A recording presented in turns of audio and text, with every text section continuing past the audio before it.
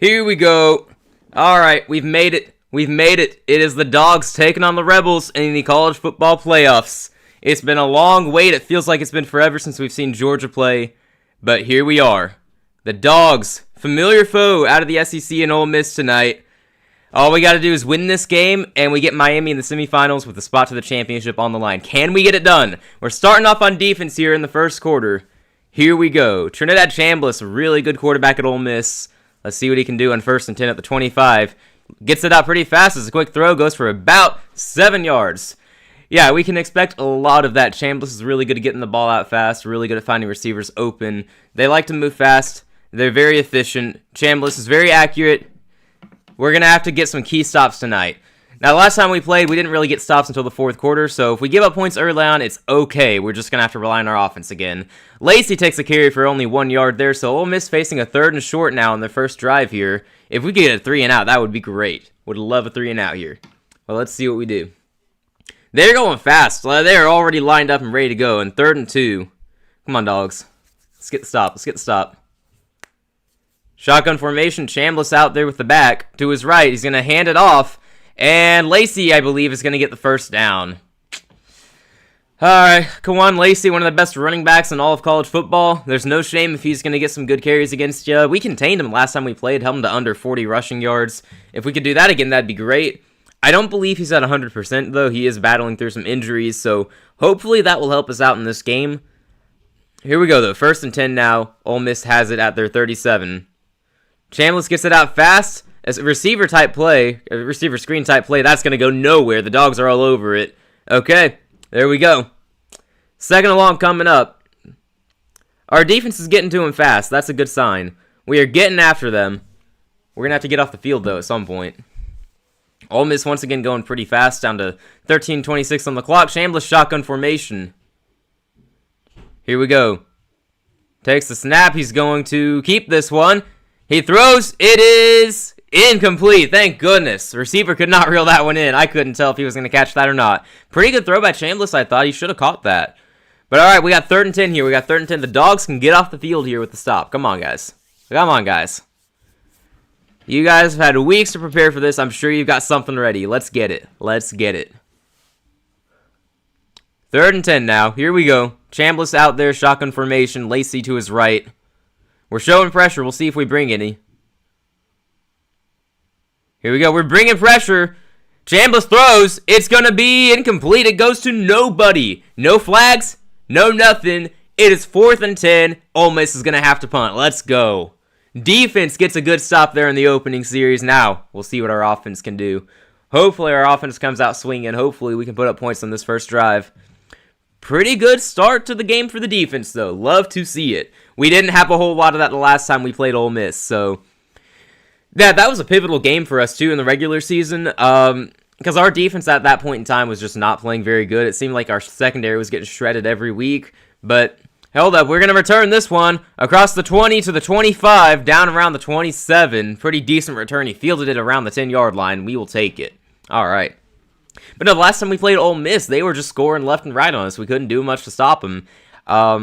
But our offense didn't punt in that game. We scored in every possession pretty much, so it was fine. Hopefully we don't have to repeat that tonight, but we know Gunnar Stockton, he is a big game quarterback. He might not be the best statistically. He might not always wow you, but he is tough. He will fight, and he shows up when you need him most. Without him, we probably lose to Tennessee earlier this year. We probably lose to Ole Miss as well. Without him, we are not here. So hopefully we don't need him to win us the game tonight, but if we do, we know we can count on him. Here we go. 1st and 10. We got 13:02 on the clock after a great opening drive by the Dogs defense. Let's get it offense. Let's get it. Alrighty. Gunner's under center. Looking around. Going to take the snap here. He's going to fake the handoff. He's going out. He's going to throw. It is caught. He's going. He's going. He's got the first down across the 40. There we go. Oscar Delp, the tight end. You love to see it. Let's go. All right, Gunnar Stockton, good play. That was play action. Went to his right. Found Delp about 5 yards out, and he took it and ran for another 10. Let's go. Oscar Delp, very underrated tight end at Georgia. We got Lawson Lucky out there, who basically everyone's rooting for. So we got a good tight end room. We got some other tight end recruits coming in, too. Good to be a tight end at Georgia. Player in motion here, shotgun formation. Gunnar clapping for it. Hold up, he's walking up to his line. He's doing something. What do you see, Gunner? What have you got? He's out there, shotgun formation. He's going to get this ball out fast to the running back, who's going to get a block. He's going to take it about 7 yards. We will take it. Frazier on the catch out of the backfield. There we go. It'll be 2nd and 3 on the next play. Gunner Stockton looking good, looking comfortable. That's what you want to see for your quarterback here. We are in rhythm right now. 2nd and 3, ball at midfield. We are moving. Got to keep it going, though. Gunner going to take the snap, dropping back to pass. He's got no pressure. He's running up. He's got green. He's going to get the first down with his legs. He dives forward and gets the yardage. That's my quarterback, Gunner Stockton. Like I said earlier, the guy is tough. He will get the job done one way or another. It might always be a little touch and go. Maybe you're a little worried he might take a hit here and there, but he is so tough, man. The moment he stepped onto the field for Georgia last season when he came in for Carson Beck in the SEC Championship, you immediately saw the guy's toughness, and that has carried over to this season. He's showing up so far tonight. Ball at the Ole Miss 45-yard line. We're moving. Let's keep it up. What have you got, Gunner? I want to take a shot here, personally. Running up to the line, pointing something out. I don't know what he's seeing, but he's pointing something out. Player in motion. That's Branch. Gunner takes the snap. Fakes the handoff, dropping back to pass. He's taking a shot. He's going deep. Branch. It's incomplete. Could not connect on that one. That would have been a hard catch to make. Branch didn't have a whole lot of room. Not a very well thrown ball, unfortunately. I love that we took a shot. I mean, look, I said beforehand I would take a shot here. I would love to take a shot. I'm not going to flip-flop on that. I love the idea of taking a shot there, but it just wasn't there that time. Ole Miss played some good defense. Is what it is. 2nd and 10 now. We didn't lose much by taking a shot. Now we can regain the yardage here. Gunner, 2 guys in the backfield with him, Branch and a running back. He's going to throw to Branch, who moved out of the backfield. He's got a block, but he's going to get met pretty quickly. He's not going to gain anything. We're looking at 3rd and long now. All right. So, obviously, it wouldn't be ideal if we can't score here, but in the event that we do fail on this 3rd and long attempt, we are going to be punting, and they're probably not going to have good field position. So if that's our worst-case scenario on the opening drive, it's okay. We're playing the long game here. We don't want to panic if we don't score in this drive. But let's see if we can. We're not that far out of field goal range, too. Stockton, shotgun formation. Reading something on the defense. Come on, man. Dropping back to pass. Looking to throw. He's got all day. Fantastic protection. He throws across his body. It is going to be incomplete. Just overthrown for his man downfield. 32 wants PI. I'm not sure which receiver that is. I don't think that was catchable, though, so I don't think you can really throw the flag. Ole Miss gets off the field on defense. It's going to be 4th and 10. We're going to be punting. I like taking a shot here. Is that Cash Jones? Why are we throwing deep to Cash Jones? I don't know what the coaching staff's infatuation with Cash Jones is on 3rd downs, but we just love throwing to him. I don't get it. I thought we were going to throw to him short out of the backfield. I didn't expect a deep shot to him, but okay. All right, we are punting here. Like we said, worst case scenario is bad field position, and we fielded at the 1-yard line. Let's go special teams. That's exactly what we needed there. What we said a moment ago, if we don't score, the worst case scenario is we give them bad field position, and that's about as bad as it gets. Let's go special teams. We got a really good punter, really good first punt there. Might mark him down at the 2. Humphreys fielded it around the 2. Really good start to this game for special teams. Let's go, man. Alrighty. Hey, Husker Nation, how you doing? Welcome on in. Sorry about Nebraska's loss yesterday. That was tough. Brighter days ahead, right? Gotta keep your head up. Oh, man. Alright, so obviously offense kind of stalled out there when we got across midfield. We took a deep shot in 1st and 10. I liked that. I liked taking a deep shot. We just didn't have it there. We're testing the Ole Miss defense, and they stood their ground. Credit where it's due. Didn't really love the 2nd down play, but oh well, they were ready for that one too. And then the 3rd down play, I don't know why we're throwing deep to Cash Jones. I did like a lot of what I saw on that drive, though. We are being more aggressive than we're used to. Our offensive line is playing really well. Gunner's got plenty of time to find receivers and throw downfield. We're going to have to actually, hit those throws more often, though, if we're going to take shots.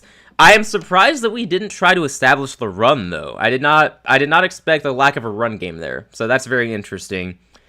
But all right, they got the ball, I believe, at the 2. I'll check ESPN, actually, because they will have the exact marking. It was either the 2 or the 1. So let's see so we can be accurate here. I don't want to feed anyone bad information. ESPN's a little bit behind. Never mind. Never mind. We'll wait a minute on ESPN. They're a little bit behind. I expected it, just upset at the lack of competitiveness and how it looked like we quit. That's fair. I mean, I feel like all of us kind of expected the result, you know? Like if I had publicly made bold predictions, I would have said confidently Utah wins by double digits. I would have expected more fight, though, for sure. So, yeah, I don't know what to tell you, man. You know I'm a Matt Rule hater, so I don't have the positives for Matt Rule's team. But hopefully, is Latif going to be your quarterback going into next season, or are you guys trying to bring somebody else in? Because hopefully he can be the guy. He just didn't seem like he did too well against Utah. Oh, and there's ESPN catching up. They got it at the 2-yard line, so crappy field position. That's good. Indiana destroyed Alabama. Yeah, they did. That was, oh my gosh, that was a slaughter. And look, I'm not surprised by that either. Like, of all the first-round matchups, I thought that was the most likely one to be a blowout, even over Oregon, Texas Tech, which I think most people probably would have said that was most likely. Tech having the element of the unknown, and apparently their offense was just unknown. They didn't show up to the game earlier. That's unfortunate. I like Texas Tech, so I was disappointed by that, but yeah.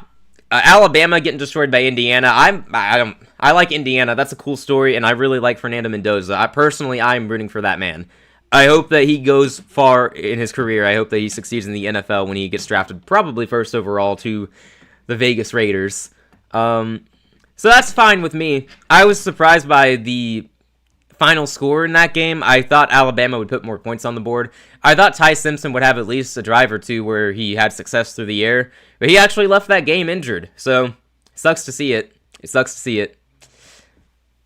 But back to the best team in the SEC, also the second best team, because let's be real, Ole Miss was better than Alabama. Here we go.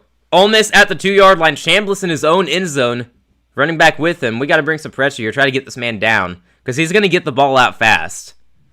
We need to make Chambliss uncomfortable. Play clock is winding down. 5 seconds now.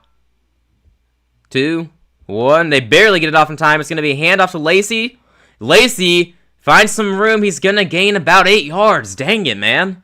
Dang it. Okay. Yeah, he was very patient that time. I didn't think he was going to get anywhere, but he found some room, found some space. So, like we said on the first drive, that's one of the best running backs in college football. There's no shame if he gets some room and he finds a way to gain some yardage. Still, you don't want to see it. All right, it is now 2nd and short. It'll be 1 total yard, I believe. They call it 2nd and 1. Gave him a great spot. Give it to Lacey again. He's met immediately, but he breaks the tackle. No! Across the 20, 25, out of bounds around the 28. Good grief, man. Oh, okay. Well, Lacey has, he's helping his team out a lot so far. Huh. Okay. Well, that sucks. That sucks. Yeah, he broke a tackle and then just had open field in front of him. Alright, we got to make those tackles, man. Lacey's really good. It is what it is. He's got 30 rushing yards. That's almost as many as he had the first time we played. Alright. Chambliss looking to throw this time around. Pressure's coming. He gets it off, and it's a receiver screen type of play. Number 2 has it. He's going to gain about 3 yards. Defense got there just in time. Didn't let him gain too many. That is Wallace. I honestly, of course, I scat out the opposing team. They have a lot of different receivers who can torch you. I don't really know who their exact number 1 receiver is. Seems like it can be just about anyone. Like, we got to cover all these guys. They got a good tight end as well. Pretty solid player. Obviously, you got to worry about Lacey in the backfield. He can also catch the ball and take it 10 yards. Okay, ball at the 29 now. Chambliss looking to throw. He's got time. Pressure's coming now. He dumps it off to the running back. It's not Lacey because he's getting a breather. The running back breaks the tackle and gets the first down. Good grief. We're not tackling right now, man. We're not tackling right now. All right, that goes for about 8 yards. Gets him the first down. Number 22, I assume that was the running back based on how he was lined up. I guess it's possible he wasn't. If you know better, then correct me, please. Good grief. Yeah, we are not tackling. I don't know what's going on with that. We're usually pretty good with tackling. Chambliss gets the ball out. RPO type play. Caught for about 7 yards. Okay. All right, that's Wallace. I think that's the second catch he has in this game.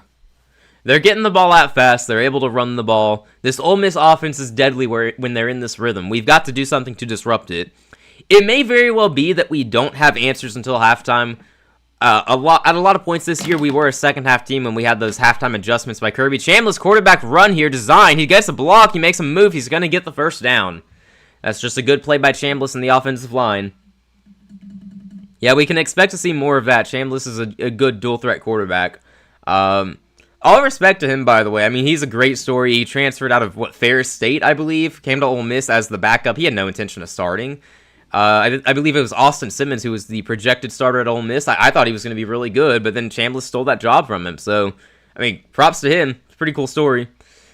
7 minutes now in the first quarter. Chambliss empty backfield. Looking to throw. Rolling out to his right. He can run if he wants to. He throws across the field. It is caught for the first down. Down around the 40-yard line of the Dogs.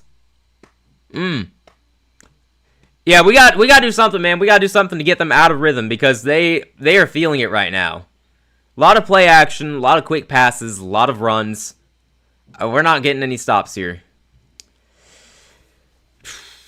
All right, ball at the 39 is where they marked him. Chambliss with two people in the backfield here. Fakes the handoff, dropping back to pass. He throws. It is incomplete. Got the defensive lineman there getting his hand up and deflecting it. We are good. 2nd and 10 now. Good play by the defense.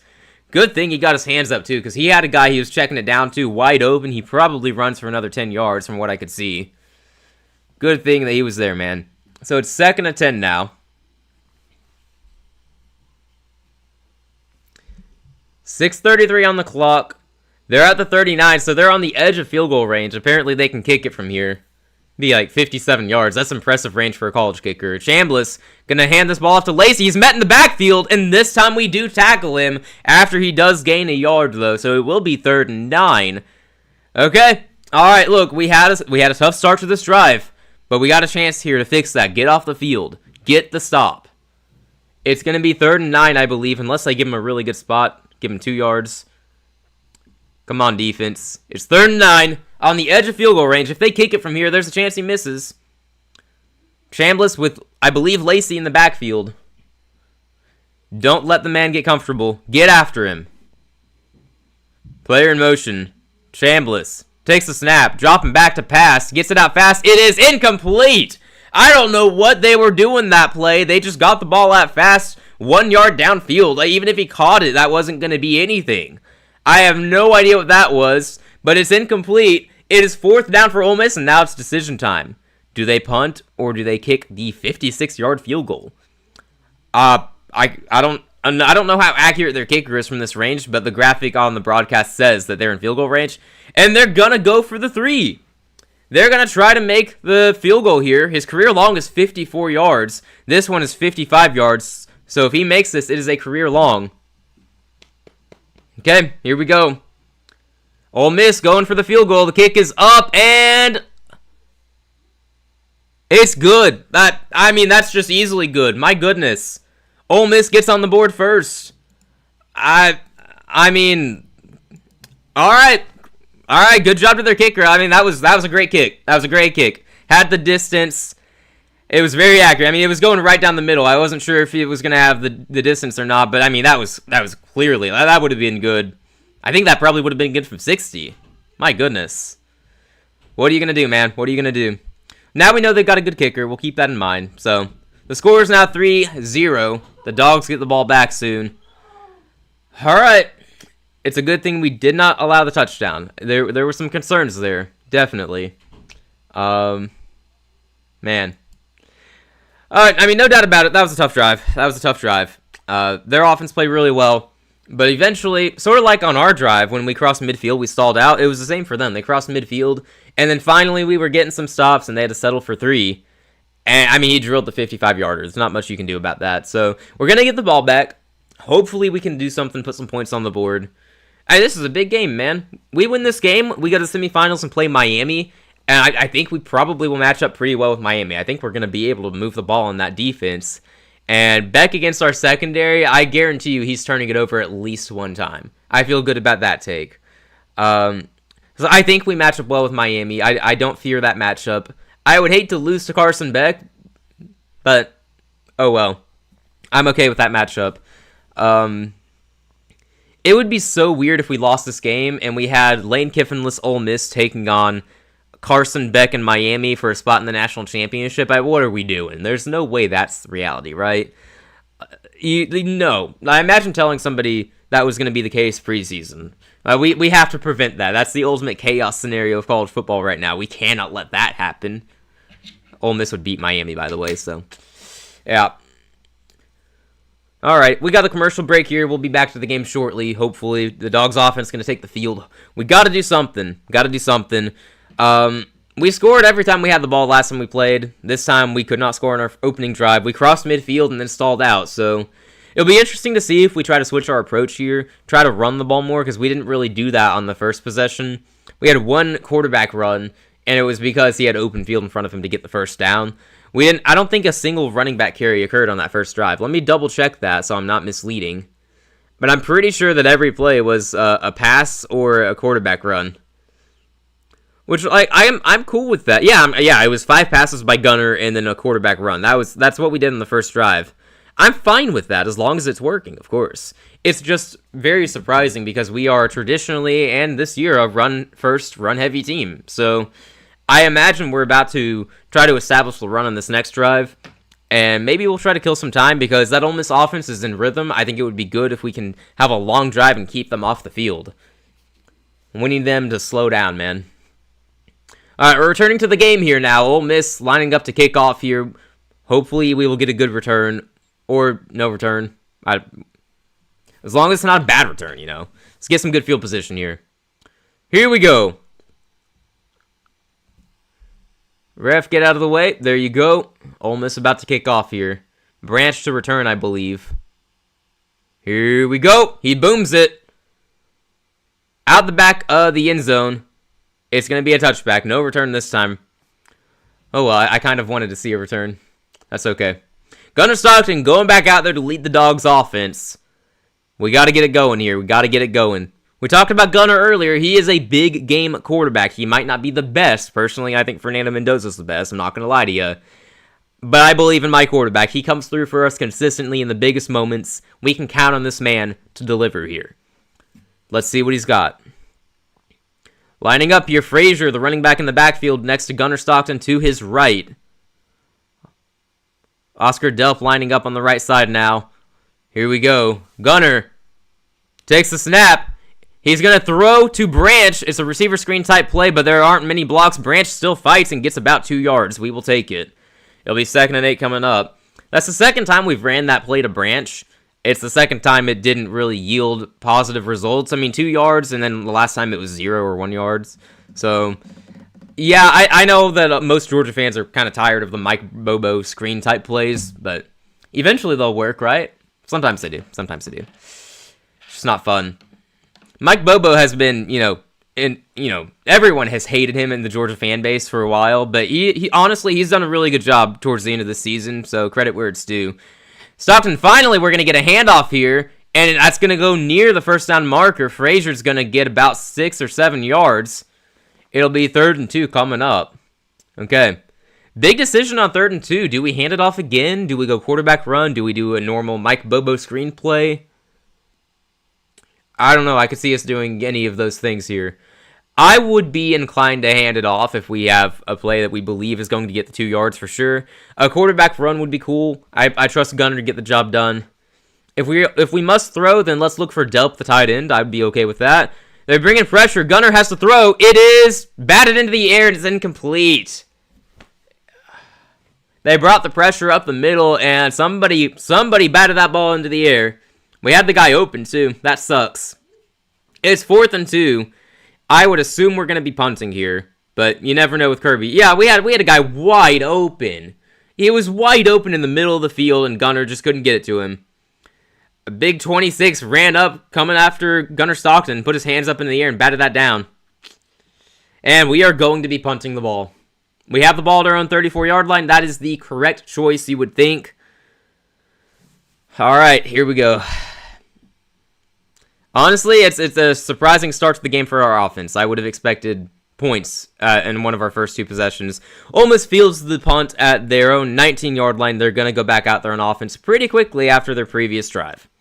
So that drive was pretty much what we did not want. You know, we wanted to kill some time en route to getting some points. Instead, we go 3 and out, and Ole Miss is immediately going back onto the field. So their offense, which was getting into rhythm and feeling good, is immediately going back out there, trying to keep that connection going, keep feeling it. So really, really poor drive for us. Not a good thing at all. Alright, well that was tough, you guys. It's not a big deal. Not a big deal. Plenty of ball left to be played. It is not the end of the world. Our defense is going to have to step up, though. And the last time we played, we were trailing most of that game. We had to make a comeback, a 2-score comeback in the fourth quarter. So even if they score in this drive and take a double-digit lead, it's not like that is the end of the world either. Just have to keep our heads up. Keep our heads up. Got a commercial break here, so we will wait patiently for the game to return.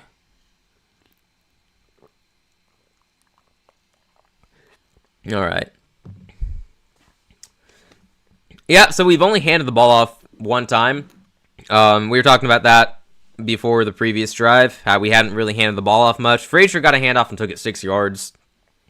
But for the most part, we've been leaning through the air, trying to pass the ball, which is a big surprise, not just because of how that's just not our approach. It's not our main identity on offense. It's a big surprise because Ole Miss's main weakness on defense is their run defense. Teams are usually able to run the ball on them more than they are able to throw the ball on them. Unless I'm just completely mistaken, and I don't believe I am, we should be able to run the ball on them. So it's really surprising that we are not making that a main priority so far. We are doing a lot of passing.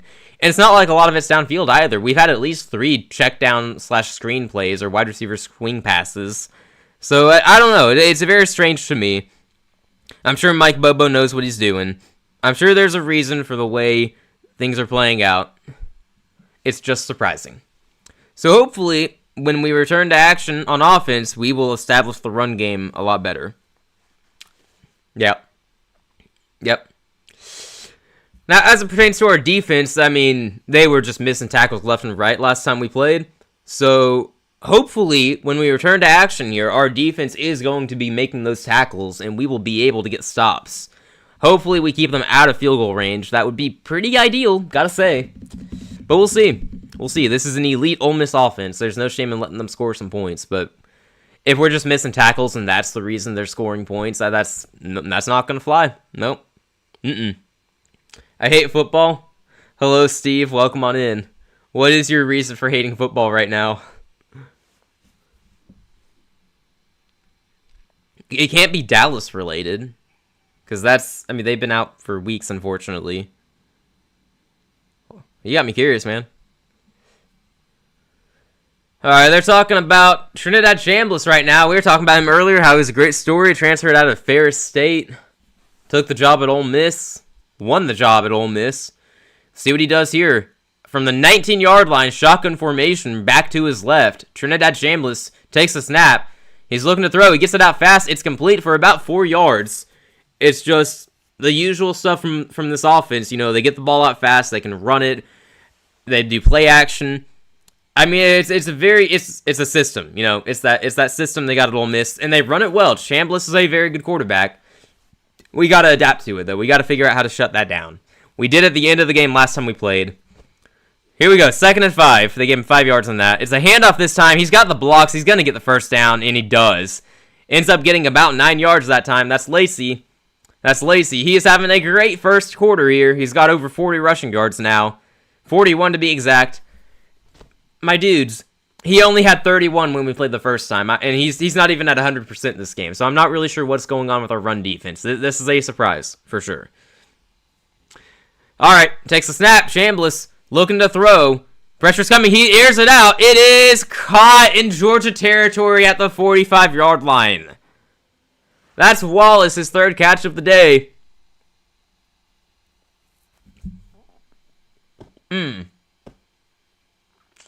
We brought pressure, too. It's not like Chambliss was comfortable there. We brought pressure. We're a split second away from sacking him, but nope, Wallace was open. Chambliss takes the snap, hands this ball off. Lacey's going to get about 4 yards, and they're in field goal range. They are in field goal range. I don't know what is going on with our defense, man. We're not getting stops right now. We're not feeling it. Miami won and Texas Tech lost. This is a bad week of football for me. Oh, man. Yeah, I'm cool with Miami winning. I'm not going to lie, because I didn't want to deal with Ohio State. But I'm disappointed in Tech. We like Tech around here, so that was a tough loss. 2nd and 5 now for Chambliss. Lacey to his right. Takes the snap. It's a high snap. He's going to throw. One-on-one. It is incomplete. Thank goodness. Our defender there able to break that pass up. He was aiming deep. That would have set up likely 1st and goal for Ole Miss. Number 1 on our defense. That is Robinson. Man. Got his hand up there. He was definitely making life difficult on the receiver. They're saying on the broadcast there was some tugging there. It was mutual. I don't think he flagged that, and they are correct not to flag that. It is now 3rd and 5. This is a big one. We can get off the field here. Ball at the Georgia 39. Chambliss with the running back to his left. We're showing pressure. We'll see if we bring it or not. I hope we drop somebody back. Hang on. Play is blown dead. Ole Miss calls the timeout as the play clock winds down. They got to think this one through. It's 3rd and 5. It's a big one. They're in field goal range, and we just saw their kicker drill it from 55 already, so we know he's got a leg. All right. What's good, Hup? Hello, Joel. Welcome on in. 2 days away from greatness, man. I hope so. Man, I hope so. Or maybe 3 days away. We could lose and still have Atlanta help us out, which is the funniest way for us to get into the playoffs, but absolutely love that Miami... Yeah, same. I had one bracket. It's not my official bracket. I made 2 on ESPN. My official bracket flamed out in the first round, but I had another one that was still perfect, and Ohio State was my champion in that one, and that has been ruined, so love to see it. Love to see it. All right. Well, we got the timeout here, so we got a commercial break. We'll return to the game shortly, I hope. Yeah, we got to get a stop on defense here, man. Got to get off the field. If we give up the field goal, that is not the end of the world, because then we can go downfield and score a touchdown and take the lead just like that. It's a one-possession game if we give up 3. You know what we could really use, though, is a turnover. That would be nice. They're not immune to turning the ball over. They might not do it a whole lot, but they can do it. If we could get a turnover here, that'd be great. I wouldn't expect it, though. The way they run their offense, it is kind of difficult to do that. I mean, they get the ball out so fast half the time, and they move fast, they line up fast, they run it well, they do a lot of play action. It's tough, man. It's tough. If we could bring Chambliss to the ground, that would also help a lot. Throughout the year, one of our themes on defense has been we aren't that great at bringing quarterbacks down to the ground. We're really good at getting pressure, getting in their faces, but actually getting them to the ground has been a challenge at times. Down the stretch, we were able to do that more successfully, but I think so far tonight we are seeing we are having a tough time bringing Chambliss to the ground. And we are getting close, we just can't quite get there. Need to see him in the playoffs one more time. Rodgers? Yeah, fair. I don't love the Steelers, so I would rather see them miss the playoffs, but I understand wanting to see Rodgers make the playoffs. That'd be fine. Alright, return to the game here. It looks like commercial breaks have ended. Thank goodness. We'll see what Ole Miss draws up on 3rd and 5. I would expect them to just get the ball out fast. Like an RPO, or maybe it'll be a play action. Chambliss rolling out to his right and throwing. Something like that. We'll see. Hopefully they just throw short of the sticks again like they did last time they faced 3rd down in our territory. So, yeah. Alright, ball at the 39. Here we go. Chambliss, empty backfield. Come on, guys. Takes the snap, dropping back to pass. We're bringing pressure. He throws. It is batted into the air. It's incomplete. Let's go, defense. The Dogs get the stop. It is 4th and 5. Ole Miss is going to have to go for 3 once again. Let's go, Dogs. All right. Look, we have not been good at getting stops until they get across midfield. But then we lock in, I guess. I don't know. Great effort by the defense, getting the hands up there. Big 33, I think that might be his second one here. Gets his hands up there, and Ole Miss going for the field goal here. We just saw this guy boom it from 55, and that was his career long. And if he makes this one, apparently that's a school record. So, I mean, this guy's just having one heck of a day here. This is from 56, so it would be a new career long after setting his career long a moment ago.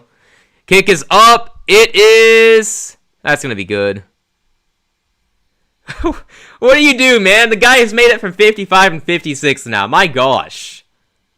What on earth? The kick is good. I mean, this guy looks like he's going to be kicking on Sundays. I've never heard of this guy before. But here he is drilling kicks from 50-plus yards out. 55 and 56, you don't even feel comfortable when your NFL kicker's attempting from that range. But he's drilling these. Look, what are you going to do, man? Just credit where it's due, tip of the cap to him. That is fantastic. He's earning himself a roster spot in the NFL. If he hadn't already locked one up, he's got one. That's ridiculous. Ole Miss takes the lead, or keeps the lead, extends it to 6-0. And like we said earlier, it's not the end of the world. It's a one-possession game. If we take the field in offense here and get a touchdown, we take the lead. Man, I can't believe he's made 2 55-plus yard field goals in this game. Both career longs for him. Like, that's even more ridiculous to me. Like, those are both career longs. Absurd, man. Any word on if Daniel will be able to join or no for Saturday? Honestly, yeah, we've not even discussed it. We will see. I have this idea that I might solo it, and then we might both do the Sunday night game, but I'm not sure yet. Again, I haven't really talked to him a lot about it. We only just last night figured out when we would do our predictions, which we're going to do that tomorrow. So it's like the soonest we can do it. But we'll figure that out. Is it just me, or is Carson Beck 10 times better quarterback than J.J. McCarthy? I would say Carson Beck has a... I mean, I would rather build my pro team around Carson Beck than J.J. McCarthy, I'll say that. And I'm not even saying that just because of what we've seen from McCarthy in the NFL. I would base it off of what I've seen from both of them in college. And just based on the talent they both have, in my opinion. So, yeah, I can get where you're coming from there. Oh, we got another bot. Nice. All right, dogs on the field here. Frazier gets the handoff. He's going to go up for about 10 yards. Goes down after a 13-yard gain for the first down. Nate Frazier. Can we give him more carries in this game? I mean, my goodness. That's only his second carry tonight. Let's keep it going, man. Let's establish that run game. We can run the ball on this team. Good grief. Yeah, he'd look good on the Giants next year. Yeah, I think he'd look good anywhere, honestly. I mean, good grief. If we needed a kicker, I'd be all over that. Ball to 38 now. Stockton under center. Looks like a handoff. It is a handoff. We got some blocks. He's going to gain another 6 yards there. It'll be 2nd and 4 coming up. Good stuff. Good stuff. And Steve said, not with the Steelers. I want them to cry. Rodgers already achieved everything. Him missing the playoffs will not the darkest point in his career. That will be him in the Jets. Yeah, that's definitely the darkest moment of his career, being a New York Jet. Yeah, I'm fine with that too. Nice. That might be better. Alright, I think I've seen everything now. Sorry, I'm going back and forth here. This game is moving fast, man. We got a handoff to 2nd and 4. No, Gunner keeps it. Fakes the throw. It's a pump fake. He throws now. It is complete. I don't know how he made that throw. I don't know how he caught it. 2 defenders in the area. Colby Young gets the catch for the first down. Let's go. There we go, man. I did not feel good about that when I saw Gunner let go of that ball. That was a fantastic throw. Like, that is not easy to make. And Colby Young, all hands on that one. There we go, man. What a catch. One heck of a play to get the first down across the field, man. Dogs in Ole Miss territory now at the 43. Stockton, shotgun formation, takes the snap. Going to hand this ball off to Bowens, I believe, and he's going to gain about 5 or 6 yards. And that will do it for the first quarter. We got momentum now, you guys. We got momentum. Our offense is moving now. This time we have to capitalize, though. We cannot come up short on a 3rd possession. That'll do it for the first quarter. Ole Miss with the lead 6-0. Our defense hasn't been able to get off the field very easily, but we are keeping them out of the end zone, and that matters big time here. If our offense can just get it going, we'll be feeling good. Dogs trail 6-0, but when we return, I think we will very quickly take the lead. Let's hope so. Fitzgerald is the dude for us? Oh, no, I would agree. I've seen nothing to suggest he wouldn't be, so I would agree with that. If we did need a kicker, though, I'd be looking at this Ole Miss guy. Seems like he's pretty good. Or maybe it's just against my dogs tonight. Maybe that's the one time. I don't know. Gunslinger Stockton. Man, that was a really good throw. That was a really good throw. I mean, watching the replay, it looked a lot easier, but he's on the run. He's throwing its play action, And he's got to get that to the receiver. There were 2 defenders in the area. And Young made the catch, just all hands. A really great catch. Colby Young, I don't think we've really had him a whole lot since the last time we played Ole Miss. He's been dealing with injuries, so seems like it's been pretty nice to have him back in the rotation tonight. I believe we've also got Noah Thomas back. He's a good deep threat, so hopefully we can get him going at some point. Obviously, we got Zachariah Branch, and for our NFL fans here, he's basically the college version of Zay Flowers, except without all the dumb moves that eventually lead to him fumbling the ball. Don't really see that from Branch, so it's nice. If we got any Georgia fans here, you can tell me if I'm just way off with that comparison, but I see a lot of Zay Flowers in Zachariah Branch. We got Oscar Delp out there. We got Lawson Lucky, pretty solid tight ends. Delp, very underrated. I think he could be a pretty productive tight end in the NFL on Sundays. Also, I wouldn't advocate for my team picking him, though, because I want the guy at Oregon, so. But Delp will definitely be a depth piece in the NFL at the very least. Let's check the box score after 1 quarter. Chambliss, 8 for 14, 65 yards. Pretty decent. That's actually below average, I believe. He's only on pace for, what would that be, 260 yards? That's less than normal, so let's go, I guess. The bigger surprise to me is Lacey having 7 carries for 46 yards. We shut him down last time we played. I didn't think he would outdo his I didn't think he'd have better stats in the first quarter of this game than he did the entirety of the last game. But here we are. Wallace has 4 for 45 for Ole Miss. Nobody else has done anything noteworthy on that offense. The Dogs, we've thrown the ball 8 times. I did not expect to say that, but we're slinging the ball downfield. Stockton, 5 of 8, 38 yards. Nate Frazier now has 3 carries for 25. Delp, the team's leading receiver after 1 catch for 16 yards. Young with the 1 reception for 13. I mean, yeah. One thing worth pointing out, though, is Branch has been quiet. Only 2 catches for 2 yards. And they were both those swing-type passes, like receiver screen type of plays, which we did not love. I don't know why we did that twice. But, yeah, we got to get him open. We got to get him into open field, because he can make some plays. Give him a chance to get some yards after the catch. I think he can do it. All right, we're returning here for the second quarter. It is 2nd and 4 now for the Dogs offense, looking to finally strike into the end zone. Can we get it done? Here we go. Here we go. Lining up now. Under center, Gunnar Stockton. We got a player in motion, Dylan Bell. Stockton gives the ball to Frazier. He's got the first down. He's so fast, man. You see that speed immediately. Frazier gets it done on the ground. It is 1st and 10. Keep it moving forward. Let's go. See, that we were talking about that earlier. I don't know why we weren't establishing the run on our first 2 drives. We're doing it this drive, though. Frazier, 4 carries now. Each of them has been good. And we were talking earlier, the weakness of this Ole Miss defense is the run game. We should be able to run the ball on them, so it was baffling that we didn't try to early on. But here we are, we're moving now. Frazier in the backfield, I would expect another handoff. Branch in motion, Gunnar takes the snap, gives it to Frazier. He's got blocks, he's got speed, he gets another first down. And he's still going. Frazier, another 15 on the ground. We are feeling it right now, you guys. Again, where was this in the first 2 drives? Why did we hold off on this? I don't get it. But we got it now. We got it now. I mean, we are blocking really well right here. 57 making a big block there in the offensive line. A great run by Frazier. The dude's got speed, man. I didn't always realize that, but he's got some really good speed and burst. Sort of like what we see from Chauncey Bowens as well, the backup running back. Frazier now at 50 rushing yards and 5 carries. That's ridiculous. Keep feeding Frazier. Gunnar throws. No, he keeps. It's a keeper. He's got space. He's going into the end zone. Touchdown, Dogs. Georgia takes the lead on the PAT here, hopefully. 6-6 with the touchdown. Gunnar, 12-yard rush into the end zone. Bro, he had me fooled. I thought he was throwing that ball.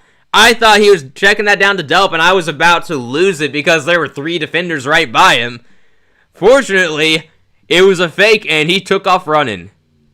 Now we just got to make the PAT, and we have the lead. Let's go. All right. All right. Man, the blocking on that drive was sick, man. I mean, we were talking about the running back doing great and Gunnar Stockton doing great there. The blocking on that whole drive was fantastic. Our offensive line balling out so far. PAT, here we go for the lead. It's up, and it is good. The Dogs take their first lead of the game.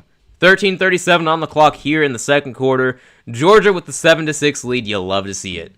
Gunnar Stockton, man, he's so tough. He can get it done in the air. He can get it done with the ground. I love that play. He had everybody fooled, man. It looked like he was checking down to Oscar Delp. And he fakes it. He takes off running, and no one can stop him. Great play. I don't know if that was by design or if that was Gunnar Stockton getting creative on the go. Either way, good stuff. You love it. All right, commercial break here. Joel says, is Kenyon Sadiq slipping from the first round if we don't pick him? I would be pretty shocked if he fell out of the first round, honestly. Like, the talent the guy has. And with the success of first-round tight ends in the previous few years, I would be shocked if he doesn't get drafted in the first round. As of right now, he's the only projected first-round tight end as well, so even if we pass on him, I'm sure there'd be someone behind us who would take him. I don't know who exactly. I would have to check the projected draft order. Let me see, actually. I'm kind of curious. Even if he slips into the second round, like, we'd have to trade up to get him there, too. Let's see. You could see a team like Denver taking him. They need more weapons, and Evan Ingram hasn't exactly been elite for them. I could see him going to Denver, playing with Bo Nix. Seattle wouldn't do it. New England could do it. Get a tight end. Hunter Henry's pretty old, so I also don't see Mike Vrabel drafting a tight end in the first round, though. Jacksonville, no, I don't think they would. San Francisco, no. Chicago, no. Philadelphia, I mean, never count them out of drafting anybody, honestly. Houston, yeah, they could use a tight end. Houston could take him. LA, I could see the Rams taking him. Chargers, no, they got Gadsden. Buffalo, probably not. Green Bay, no. Pittsburgh, no. They're going to draft a lineman like they always do. Okay, I mean, I guess there's a chance if we don't take Sadiq in the first round, he could fall. I would be really surprised if that's what transpired. That would be, just based on recent history and the success of tight ends and based on his talent, like, that'd be a surprise, man. Although, if he does fall and we can somehow snag him in the second round, sign me up for that reality. Let's do that. I don't know if I'm not sure if I want a tight end in the first round yet. I know we really need one. I'm just not sure if that's who I want. We got a lot of needs on this team, on the Panthers. So I don't know. Like, connecting the Panthers to the Dogs here, I would love to get linebacker C.J. Allen. I assume he's going to end up going in the first round. Right now, that's not projected, but I would assume that by the time the draft rolls around, he's going in the first round. And if that's the case, I would not mind him coming to Carolina. That'd be pretty cool.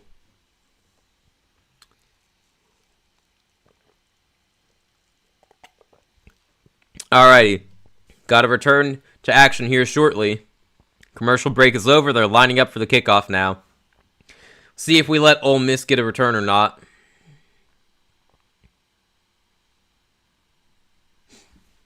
Alrighty. So it's Oregon-Indiana on the other side of the bracket. Honestly, I felt like that was one of the most predictable outcomes in this bracket. I know a lot of people went back and forth in Oregon and Texas Tech because we don't know about Texas Tech. Now we do, unfortunately. But it always felt like Oregon was going to be there, and it felt like no way Indiana loses to Alabama, or if somehow they make it Oklahoma. The bigger question to me was always going to be, can Indiana beat Oregon again? They definitely can.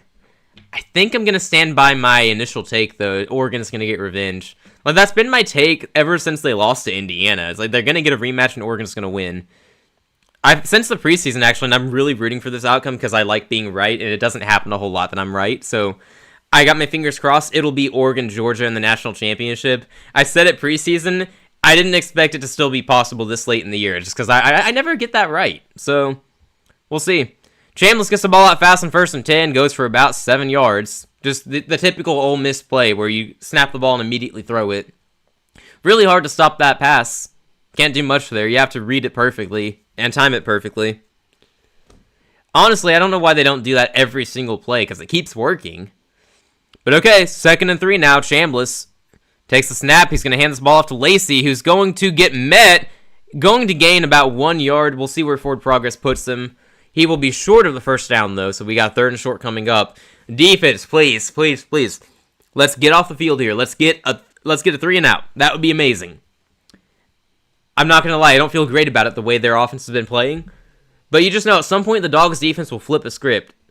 They're going to figure it out because that's what happens. It's what's been happening, at least. We got a carry here. Lacey.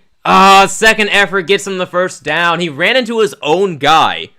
And it looked like, okay, he's not going to get the first down, but none of our guys came up to get him. Lacey gets the yardage he needs on the second effort, and it's 1st and 10 Ole Miss. Kirby is losing it on the sideline. I don't know what he's looking at, but there's something making him lose his mind right now. When will Jeremiah Smith enter the draft? Is it 26 or 27? It'll be 27.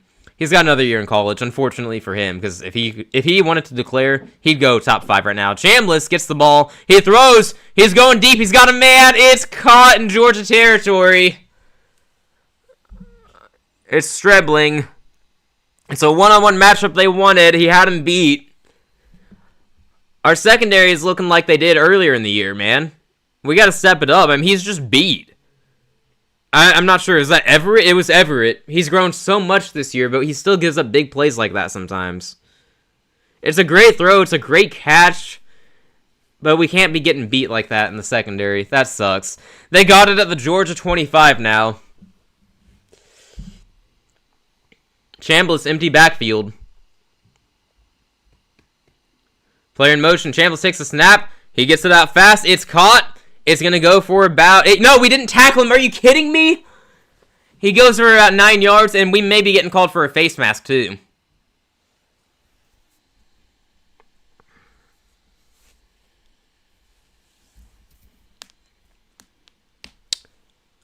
Yeah, they're getting us for that face mask, I'm pretty sure. I mean, I saw that watching live. I'm pretty sure that's what it was.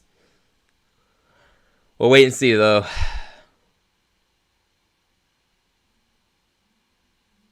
Yep.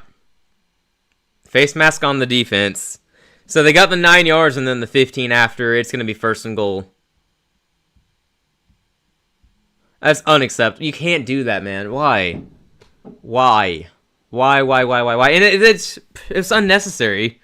We could have just tackled him down, but we missed on the tackle. But I'm not sure what we're seeing tonight from the Dogs defense. Like, we were just missing tackles. It's very uncharacteristic.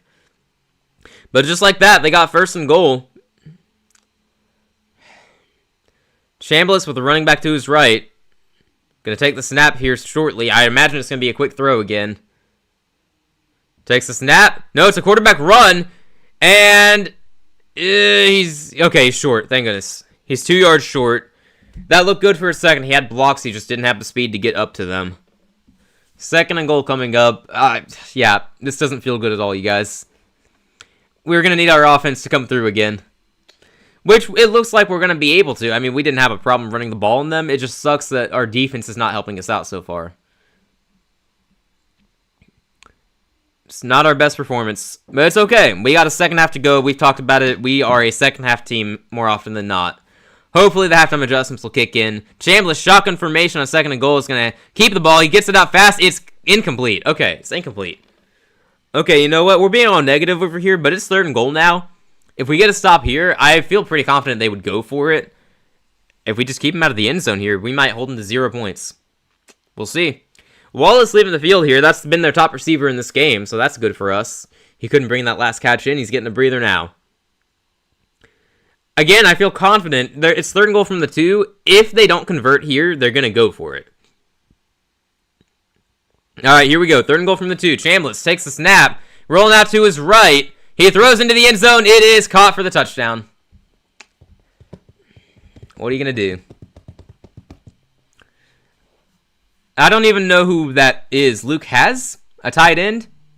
Gets the catch. It is a touchdown. That's his 3rd catch of the season. Are you kidding me? Really? The guy gets his 3rd catch of the season and it's a touchdown in the biggest game of the year for us right now? Wild. Alright, they're happy for him. That's nice. Good for him. Good for him. Yeah, you guys, I don't know what's up with our defense here, man. We're not... I mean, look, giving up a play-action pass into the end zone from 2 yards out is not a big deal. Just in general, missing tackles is not normal. And they're going for it here, going for 2. Try to make it a 7-point game. Chambliss gonna have to run. He's gonna go down. Okay. All right. Now we get the stop from 2 yards out, and Chambliss goes down, keeps the score 12-7. We trail, but hey, you know, that helps. Every point matters. If we end up winning by 1 point, good. Good. That mattered because they went for 2 and didn't get it. All right. That means we can retake the lead with a touchdown on this next drive. That's good. That was a great play from 3rd and goal. Play action. Tight end was open. Throw on the run across his body. I mean, that was a perfect throw, perfect catch. Sometimes when you got a good defense and you're facing a good quarterback, and we've seen this historically too, the good quarterback tends to win. I mean, Kirby Smart, even with that defensive coordinator at Alabama for all those years, faced some really good quarterbacks at Clemson, faced some other good quarterbacks in the SEC. Even those defenses would sometimes let up and give up points. We've seen it at Georgia, too. Joey Aguilar earlier this year was shredding the secondary, and at the time, the Tennessee offense just hadn't been figured out yet. You know how it is with Tennessee. They start off the year on fire, and then as it goes on, they get worse and worse, and that offense just stops existing for the most part. It's basically what happened this year. So, if you were going to play Tennessee, you want them late in the year. But anyway, we got a good defense, but right now we are facing a quarterback who is not making mistakes. Chambliss is playing lights out so far. The receivers are catching everything. There's not much you can do about that. It is what it is. You move on. All right. We got the ball now after the kickoff. We will take the field shortly. The Dogs offense is going to have to come through for us once again. They were able to in the first matchup. This is a much more important matchup, though. This is the playoffs. This is win or go home. Sudden death, man. It's elimination. We've got to come through and win this game. I believe, because we around here believe in Gunnar Stockton, the big game quarterback. He comes through in the biggest moments. It's not going to be easy, though. 10:33 on the clock here in the second quarter. Stockton going to hand this ball off to Frazier. He's only going to get about 6 yards. I say only. He's averaging 10 yards a carry, so 6 actually brings his average down, which is a ridiculous thing to be saying. 2nd and 4 coming up. They can stop someone from 2-point. That is good for them at least. Yeah, that is good. That is good at least. Yeah. And that's only the first touchdown we've given up, so that's good. We've been able to get stops at certain points this game. It's just been, by the time they've already scored, or either they're in scoring range. Stockton takes the snap, hands this ball off. He's going to get met immediately for a 2-yard loss. That was not good at all. I mean, they were ready for it that time. They read that perfectly. Man. Okay. Good play by the Ole Miss defense. We're going to have to throw here on 3rd and 6. You would think. The first carry of Frazier's that was not positive. He's just met immediately. 3rd and 5 now. They only gave him a 1-yard loss, apparently. I'm pretty sure that was 2, but I'm not complaining. We have not converted on 3rd down yet. We're 0 for 2. We got to make it 1 for 3 here. Come on, guys. Stay on the field. Stockton. Cash Jones to the back to his right. Please don't check down to Cash. Cash Jones gets the handoff and the first down. Okay. All right. Hey, I'm sorry for hating. I thought we were... I don't like handing the ball off in 3rd and 5 in general, but that worked tremendously. We got 10 yards out of it. First down, Dogs. We keep it moving. Okay, Cash Jones, I see you. I'm surprised that we did a handoff to Cash Jones, our RB3, on 3rd and 5. I would have thought if we were running it, it'd be Frazier or Bowens. But, okay. Look, get the first down however you need to. That's cool. That's awesome. Love it. I'm just glad we didn't throw to Cash Jones, because we have this weird infatuation where we throw to him on 3rd downs for no reason. Bowens with the run here is going to lose a yard. That's a surprise. Ole Miss's run defense, I guess they're tired of giving up big yardage. That's tough. Bowens has been pretty good for us. Obviously not our lead back. That would be Frazier. But Bowens at points this year has led our backfield. He is very capable, and I would be very confident in him moving forward. At some point, he will be leading our backfield unless he transfers away, which, if you're a running back at Georgia and you're getting playtime, I don't know why you would transfer away, but you never know these days. Hopefully he's here for the long run, because I think he'll be playing on Sundays if he sticks it out. 2nd and 11 now, 8 minutes on the clock. Stockton, shotgun formation, takes the snap, dropping back to pass. They're only bringing 3. Stockton rolling out to his right. He's going to take a hit and lose yardage. I don't know why he did that. He could have thrown it away. I don't know why you did that at all. There's no reason for that, man. He's rolling out to his right. He's toughing it out to take hits. It's like he wants to make a play. There's no one open, so he can't throw it to anybody. Why couldn't you throw it away? And they only rushed 3 on that play, too. There was no real pressure. I'm surprised that he rolled out like that. All right, it's 3rd and 13 now. Unnecessary 2-yard loss, unfortunately. Let's hope that we can convert here. From the 35, Stockton, shock information. Check down to Branch, who's met immediately, but he breaks the tackle. Goes upfield, he gets the first down across the 50. Zachariah Branch has no business picking up that first down, but he did. The Dogs stay on the field here. Good grief, man. I hate the play call. I don't like that at all. Why are we doing that screenplay on 3rd and long? But it worked. It worked. It shouldn't have worked. The defender should have drilled him. I am not kidding you. The defender's right there. Branch is ready to get hit. He goes down kind of racing for it, and the guy just whiffs. And then Branch goes upfield for 15 yards. 1st and 10 at midfield now. Gonna hand this ball off to Frazier, who's not gonna have a lot of room. Ole Miss run defense is all over it right now. Be 2nd and long coming up. Again, you guys, I don't like the play call. I know it worked. That's because of Branch and the defender whiffing, but Branch also helped there. Just because it worked doesn't mean the play call was smart. I don't like that play call at all. Why? I don't like... We always do that. On 3rd and longs, we either hand it off or we do a screenplay. I don't like it. I'm glad that it worked, though. Thank goodness for Zachariah Branch. My goodness. Stockton here on 2nd and 9. Apparently, Frazier gained 1 yard. Stockton gonna get this ball out fast to Frazier, who's got some blocks. He's across the 40, the 30, 25. Dogs first down. Let's go. Frazier out of the backfield gets the catch and run for about 20 yards. Good grief, man. All right. You love to see it. We are moving right now. If we can get this ball into the end zone, we can retake the lead. And then it's up to our defense. Good stuff from Frazier and good stuff from the blocks, too. Oscar Delp making a good block there. Lawson Lucky upfield as well, making his presence known. Dylan Bell's out there, too. I mean, look, the blocking in this game has been really good overall. Our offensive line's been playing very well. On these types of plays, the blocking from receivers and tight ends have been good. And Frazier's got 87 total yards in this game. That's fantastic. Stockton under center. Gonna hand this ball off to number 2. Is that McCray? Loses a yard or 2, though.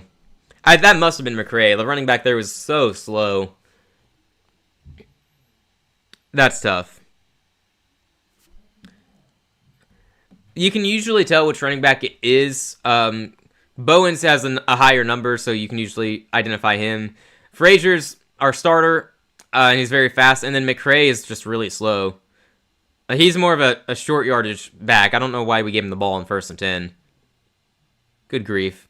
2nd and 12 now. And that was McCray on the carry, by the way. You can tell by the speed. Gunner throwing across the field for the end zone. It is incomplete. Couldn't connect there in the end zone. Gosh. I mean, he had a chance. They were looking for Talon Taylor. Another guy we haven't had for chunks of the season. Yeah, just not a very accurate throw, and it's into double coverage. I mean, that could have been terrible. I mean, Taylor didn't have a chance at that one, man. 3rd and 12 now. It's another 3rd and long. We need another big play. I swear, if we check it down or do another screen. Let's go for this. Let's get something here. Here we go. Ball at the Ole Miss 27. We're in field goal range. Stockton dropping back. Pressure's coming. He's rolling up. He's going to throw. It is caught. Cash Jones makes a guy miss. Gets the first down. Inside the 10. 5. Just short of the goal line. Cash freaking Jones coming big time for us. Who saw that coming? Stockton, what a play, too. Getting that ball out. I mean, I'm sure he got drilled after he let that ball go. Pressure was coming. He did all he could to get that ball out. On the run across his body. He got drilled, too. Yeah. Under center, Stockton into the end zone. That's a Georgia touchdown. Let's go. What a play. Gunner Stockton to Cash Jones setting up the QB run into the end zone. Dogs take the lead 13-12. Gunner is so tough, man. So tough. And we got 4 or 5 on the clock, so Ole Miss does have plenty of time to work with here. If we can get a stop on defense, we will have plenty of time to work with. We'll see if we go for 2 here, or if we just accept the 2-point lead by going up 14-12. Personally, I think I would just take the PAT here. There's no need to go for 2 yet. Let's see. Yeah, we're going for the PAT here. Let's go. All right, kick is up, and PAT is good. That makes it 14. Oh, not 114. Oh, we wish. 14-12. Let's go, guys. I mean, that was a fantastic drive. It was really stressful because we had the 2 third and longs, unnecessarily set up third and longs too. I still don't know why we handed the ball off to McCray on 1st and 10. Everyone knew that would not go well, right? I mean, I'm sorry, McCray, that's not your role generally. But we have the 3rd and long, and the gunner makes the play. Cash Jones makes the play off of that play, and there you go. The DAWGS offense is playing really well right now. Really stressful, but well. Let's get it. And hey, we got some people watching. We appreciate you. If you're enjoying the show, we would appreciate if you did that subscribe button. We are trying really hard to get to 500 subs. Costs you nothing to subscribe. It's up to you, though. Just a quick call to action, because, sorry, hate to say it, but that is the YouTube game. So, there you go. And now that I got that out of the way, we can return to talking ball. Great drive by the Georgia offense. Outstanding drive. We're just going to need our defense to get a stop here, because we've given up points to the Ole Miss offense on 3 consecutive drives. That opening drive for our defense is pretty good.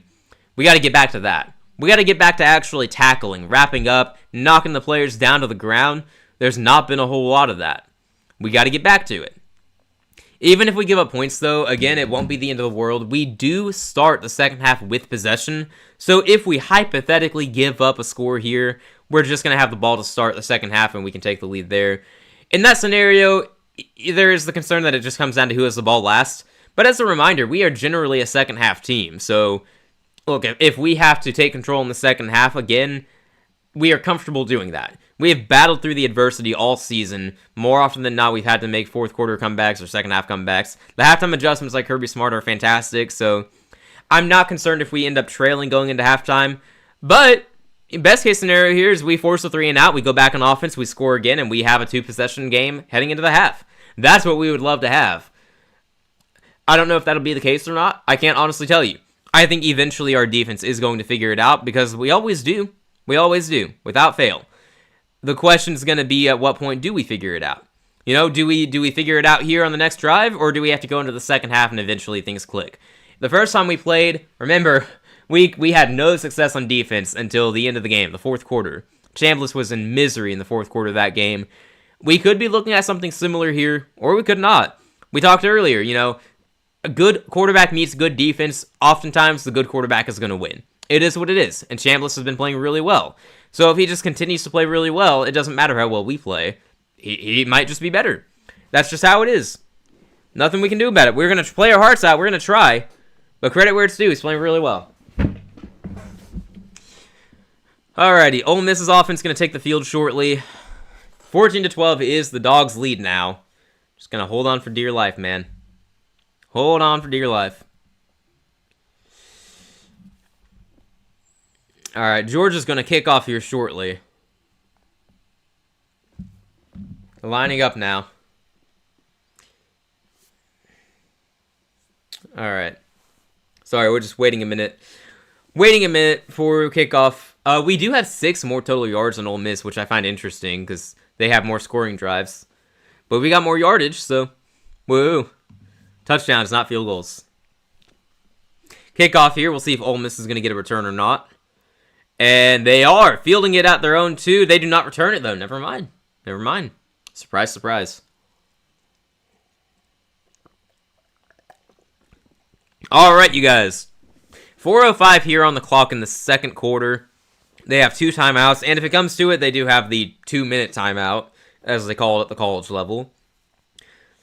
Okay. All right. If we can just give up 0 points here, we're feeling good. If we give up a field goal, that's not the end of the world. Give up a touchdown, I wouldn't love that. That's not great going into the end of the first half, but again, we're a second half team, so it's not the end of the world. Here we go. Chambliss takes the snap, going to hand off to Lacey. He's got a little bit of room. He makes a cut and gets about 5 yards. Probably could have stopped him for less than that, but he made a cut. He got around our guys. Lacey playing really well in this game. Is what it is. Again, as a reminder, we contained Lacey to, I think it was 31 yards in the first game we played. And he's not 100% in this game, so I really am surprised that he's having so much success here early on. Lacey getting another handoff here. He's got some blocks. He is going to get the first down. I mean, we're talking about the DAWGS blocking well. Ole Miss is also blocking really well for their guys. They're doing a great job. We're watching the plays unfold here. On a lot of these plays, we've been able to say it's going to be a first down before he actually gets the first down. You can just watch as it unfolds. You can see where the blocks are going to be, and you go, yep, they're going to get the first down. They're going to get the yardage. They're doing that good of a job.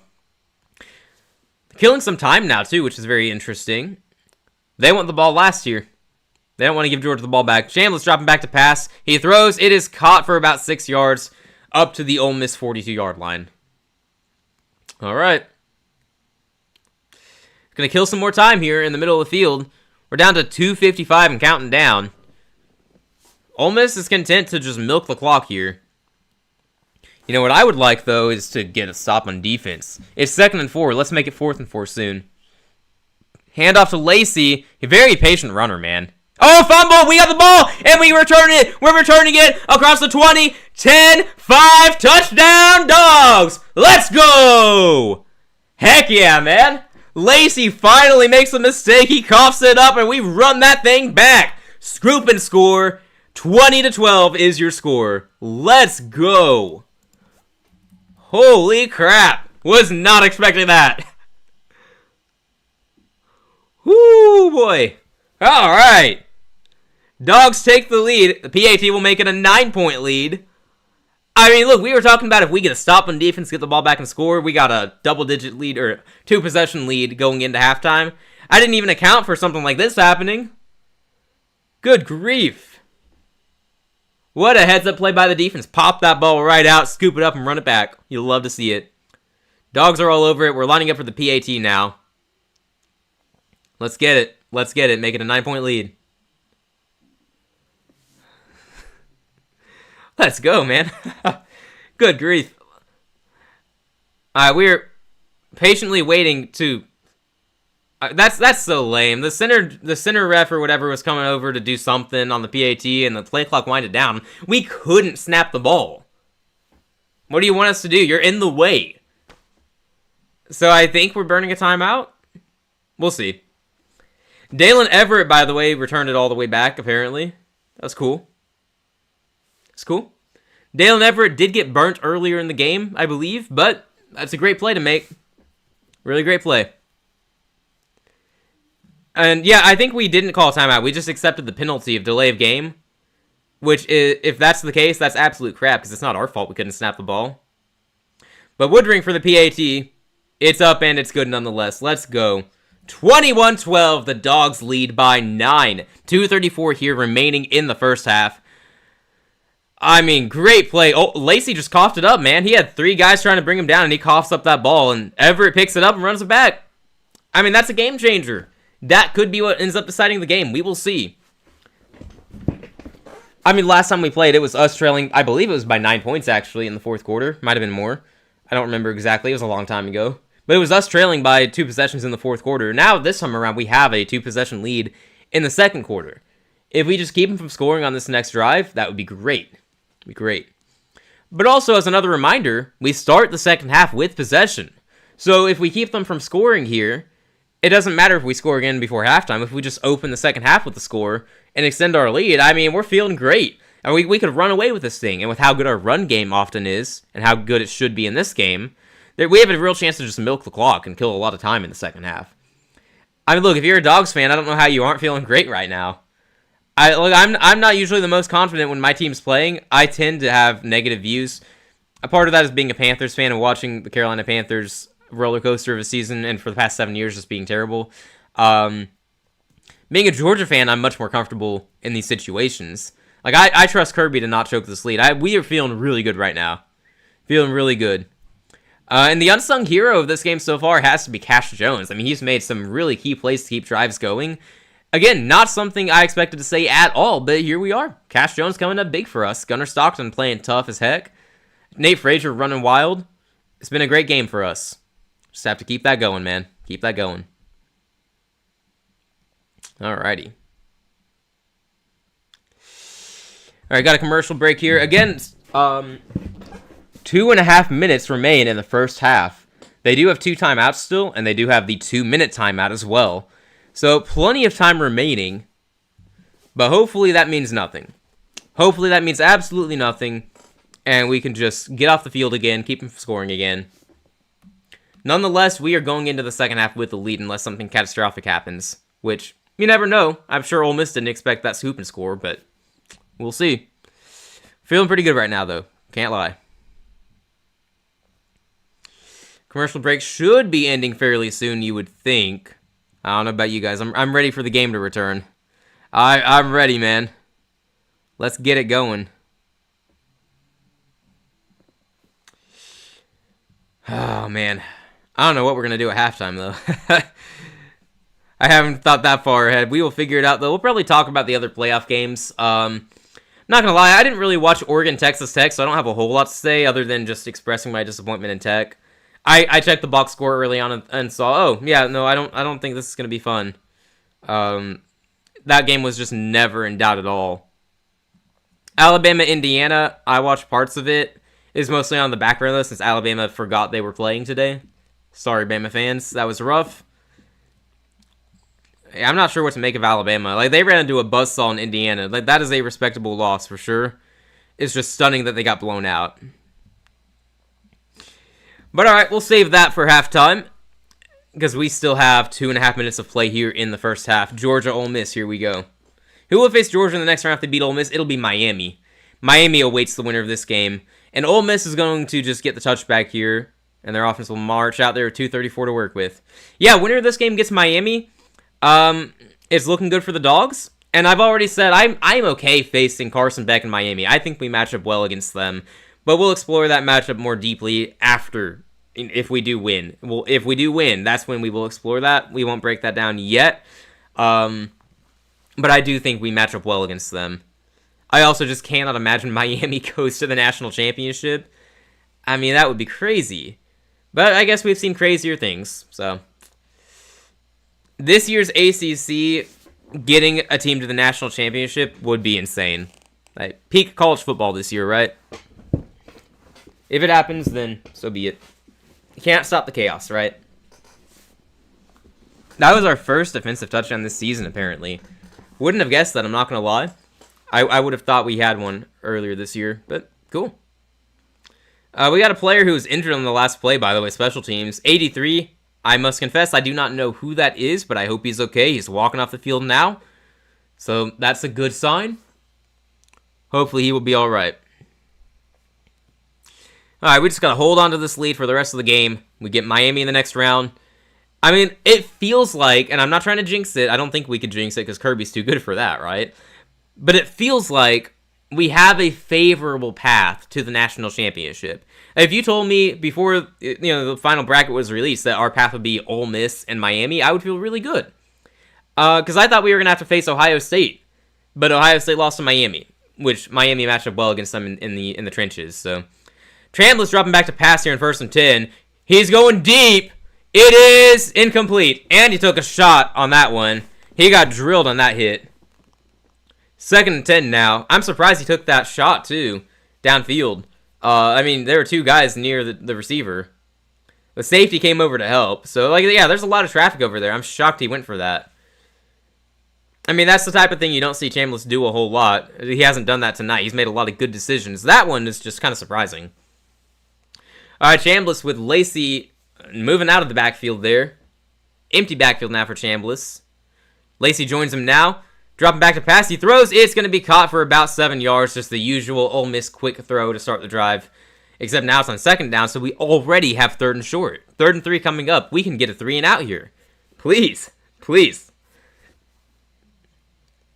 We'll see if they try to snap the ball before the 2-minute timeout here. 2:08 on the clock and counting down. 6, 5, 4, 3, 2, 1. No snap here. The clock stops at 2 minutes. 3rd and 3 when we return. Let's go. Yeah, while I watched yesterday Spurs and Knicks game, I remember that today is Texas Tech game. I didn't watch it, but I remember it then for some reason. It's weird, man. Yeah, I woke up. I slept in because, last night was New Year's Eve, so we were up late. I'm always up late, but last night was particularly tiring for some reason. So I slept in a little bit. The game had already started when I woke up, I'm not going to lie. And it already just looked like, I don't really know if I should be watching this or not. It doesn't look like it's that good of a game. I'll box score watch, and if it gets good, I'll tune in. And it just never got good. Texas Tech never scored. Really disappointing. Like, I got relatives who are Tech fans. I got relatives who grew up in Lubbock, actually. Like, I got roots in Lubbock, so I don't currently, but I don't think I know anyone there right now, but, like, I got roots there. I like Texas Tech, so it was disappointing that they just no-showed. The score was 6-0 at halftime, so I mean, it's not like it was a blowout the whole time. It's just they got worn down, and you can't score points, then the final score is not going to look pretty. Yeah, Oregon won that game 23-0. Didn't seem like they had to do much. Dante Moore didn't even throw for a touchdown. Davison ran for 2. I think those were the only touchdowns Oregon had. Which I will say, Davison getting a touchdown was one of the more predictable things in that game. There wasn't a lot that you could know with certainty, but just looking at him, you know Oregon's going to score at some point. It's just a question of who's going to score. And I felt confident they'd be able to run it decently well on Tech. So I thought, yeah, Davison's probably going to get his 14th touchdown of the year. That's the only thing I correctly predicted in that game. I don't think I got much else correct, just thinking through it. I mean, I thought Tech was going to score too, so definitely a shocker that they were unable to. It seemed like Morton just had a terrible day, man. It looked like they were able to run the ball fairly well with Williams, but Cameron Dickey couldn't do much. I don't know. Oregon looks scary. I know everyone was making jokes about their performance against James Madison, them giving up so many points. I'm just sitting there going, yeah, most of that was in the second half. They aren't even trying anymore. Why are we making a big deal out of nothing? Like, Oregon is still a dangerous team.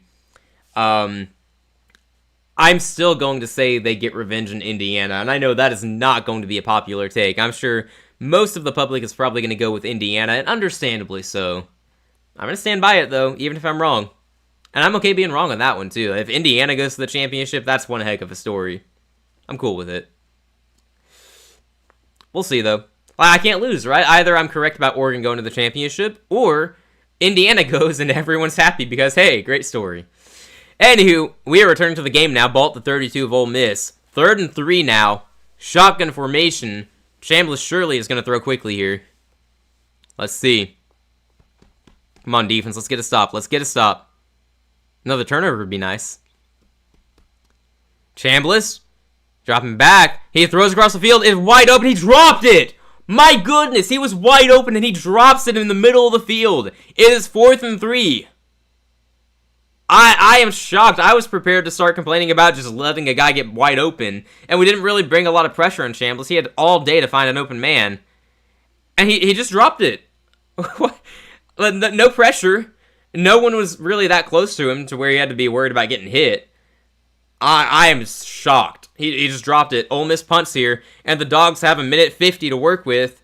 See if we return it here. Fielded at the 16. Fair caught. Got a long ways to go, but even a field goal here would help. Tack onto the lead. No, genuine shock. I cannot believe he dropped that. Let's go, man. That's great. I'm glad he dropped it. That helps us. I'm just shocked. All right, we got 1:50. We have all 3 timeouts, by the way. All 3 timeouts. One thing to note, though, is we probably aren't going to be able to run the ball a whole lot in this drive because, you know, we have to conserve time. So we are going to have to go back to the passing game. Hopefully we can get that working. Hopefully we have a good 2-minute offense here. Look, we put a touchdown on the board here when we're starting the second half with the ball. We have to feel fantastic. Let's see what we do, though. Stockton, what have you got? 1:50 on the clock. Let's get it done, man. Stockton, running back, leaving in the backfield. He's going to run up. It's a quarterback run, but he gets hit immediately and loses a few yards. That sucked. Don't love that. That looked like he was by design, and it looked like Ole Miss knew it was coming, too. All right, well, take our time here. We don't need to hurry up. Kill some time. Honestly, if I'm Ole Miss, I would have used a timeout right there. Or maybe you wait and see how the next play goes. We're going to let the clock go down to 1 minute, looks like. Close to 1 minute. Under 1:20 now. Trying to make sure if we end up punting on a 3 and out, Ole Miss doesn't have much time to work with. Stockton, 1 minute on the clock, 1:07 right now. Takes a snap. It's going to be a throw to Branch. He makes a move. He's only going to gain about 2 yards, though. Every time we've gotten Branch the ball, it has been the exact same play, basically. I would like to see us do more with Branch. We know he can make moves. We know he can make guys miss. But when he's surrounded by defenders, there's only so much he can do. Let's get him downfield. Let's scheme something up for him. We haven't done that yet. It's just swing pass, screenplay, swing pass. All that. If it works, it works. But with Branch, we're 1 for 4 on the success rate. We have one good play. All right, let's get him downfield more. Let's scheme him up downfield. Ole Miss does burn their second timeout. Clock stops at 58 seconds, I believe. We'll see if they added any time or not. They don't. 3rd and 10 with 58 seconds. Ole Miss has one timeout. I'm all for passing here. Not one of those screen passes that we're all going to be expecting. Let's pass it downfield. Let's try to get the first down. Let's see it. 3rd and 10 now. Taking our time to line up as we should. There's no rush here, no urgency. We just need some good execution. Here we go. At the 17, Stockton takes a snap. It is a handoff to Cash Jones. We're not even gonna try. Okay. Would have liked to try to get the first down. Cash Jones was not picking up 10 yards on a 3rd down carry. Why do we do that? We're playing safe. I get it. I know. We make them burn that last time out. They got 52 seconds. Why, though? We know they can play fast. Well, maybe that's just a preference thing. Maybe I'm wrong.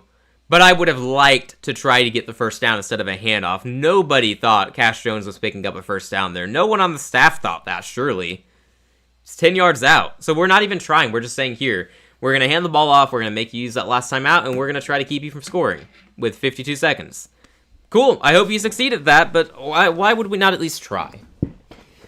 I would rather do one of the screenplays, because at least then one of our playmakers might make some moves with the blocks and maybe pick up the yardage. Sometimes that does happen. Yep, don't like it. But alright, it's 4th and 7. We're going to be punting.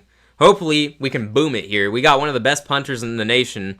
I'm biased, so I would tell you he's the best punter, but I don't know that for fact. I'm just going to say it, though. Best punter out there, Thorson. Let's see what you got, man. Boom it. Special teams got to come through. Don't let them get a return. Here we go. Taking our sweet time, man.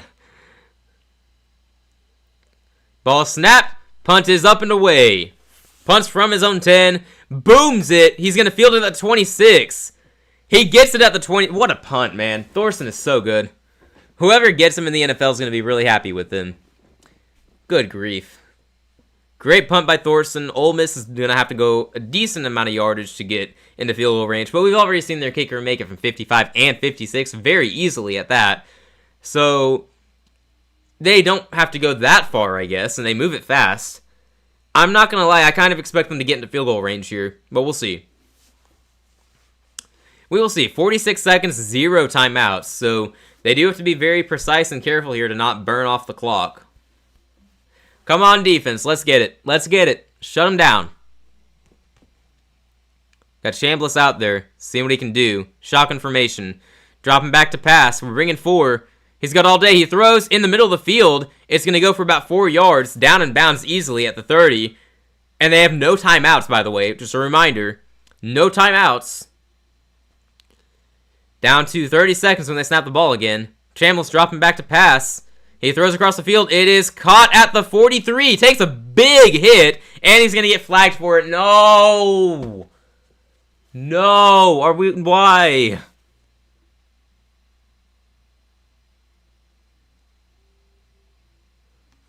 We'll see what the call is.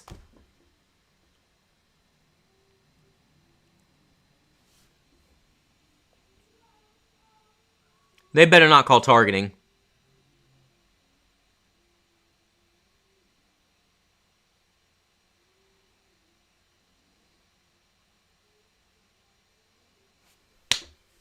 They called targeting on that play. They get him for targeting. They're going to have to look at that, so the first half is going to drag out a little bit. They're going to review it. Hopefully that comes back. I I don't know about that, man. Maybe it was. I don't know what targeting is anymore, honestly. I mean, he lowers his shoulder, hits him with the shoulder. I guess he's a defenseless player because that matters.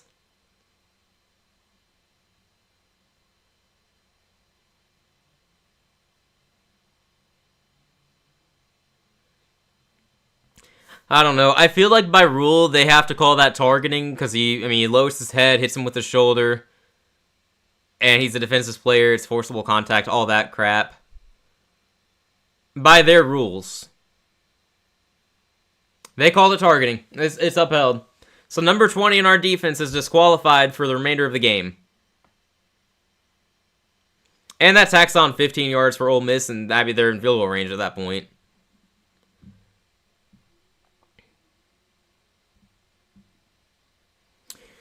I'm not sure if that actually, see, the struggle for me right now is, it's sort of like in the NFL, what is the catch? And at college, it's what is targeting? Because it feels like we never actually know and everyone identifies it differently. Per what the broadcast is saying the rules are, I guess that would be targeting. I don't like it. I don't know what the defender is supposed to do differently. Just step aside and let him keep running? I don't know. Chambliss dropping back to pass, 23 seconds. He throws across the field. It is incomplete. Okay. All right. Everett in coverage, good coverage at that. Yeah, I'm not thrilled with that targeting call. I'm not. Don't love it. I don't know what the defender's supposed to do differently. I don't know what targeting actually is at this point because it feels like it's always different. But based on what the broadcast was saying targeting is, I guess that would be targeting. That's all I got. I don't know. My main takeaway, I don't know what targeting is. Chambliss dropping back to pass. Pressure comes. He throws. It is incomplete. He dropped it looked like.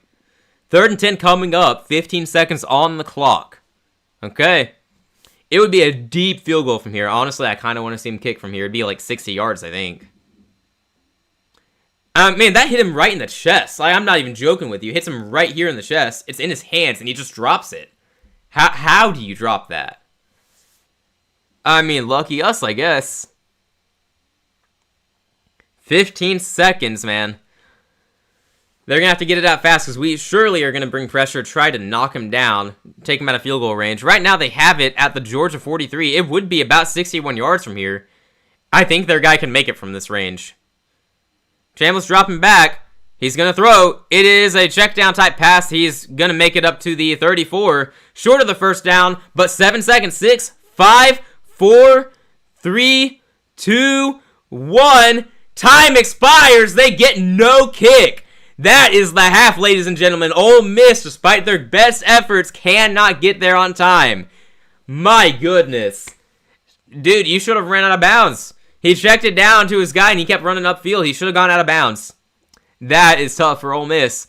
21-12 is going to be the score at halftime after that. They should have gotten 3, but they did not execute. Good grief, man. That was way too close for comfort. Way too close for comfort. That's just a mistake by, I think that was the tight end, right? Just a big mistake? Big mistake. We'll see the replay here. He could have gone out of bounds easily. Number 9 dropped back in coverage. And then the guy who caught it, the tight end, I believe, he went down in bounds, and there's no chance of them getting the field goal off.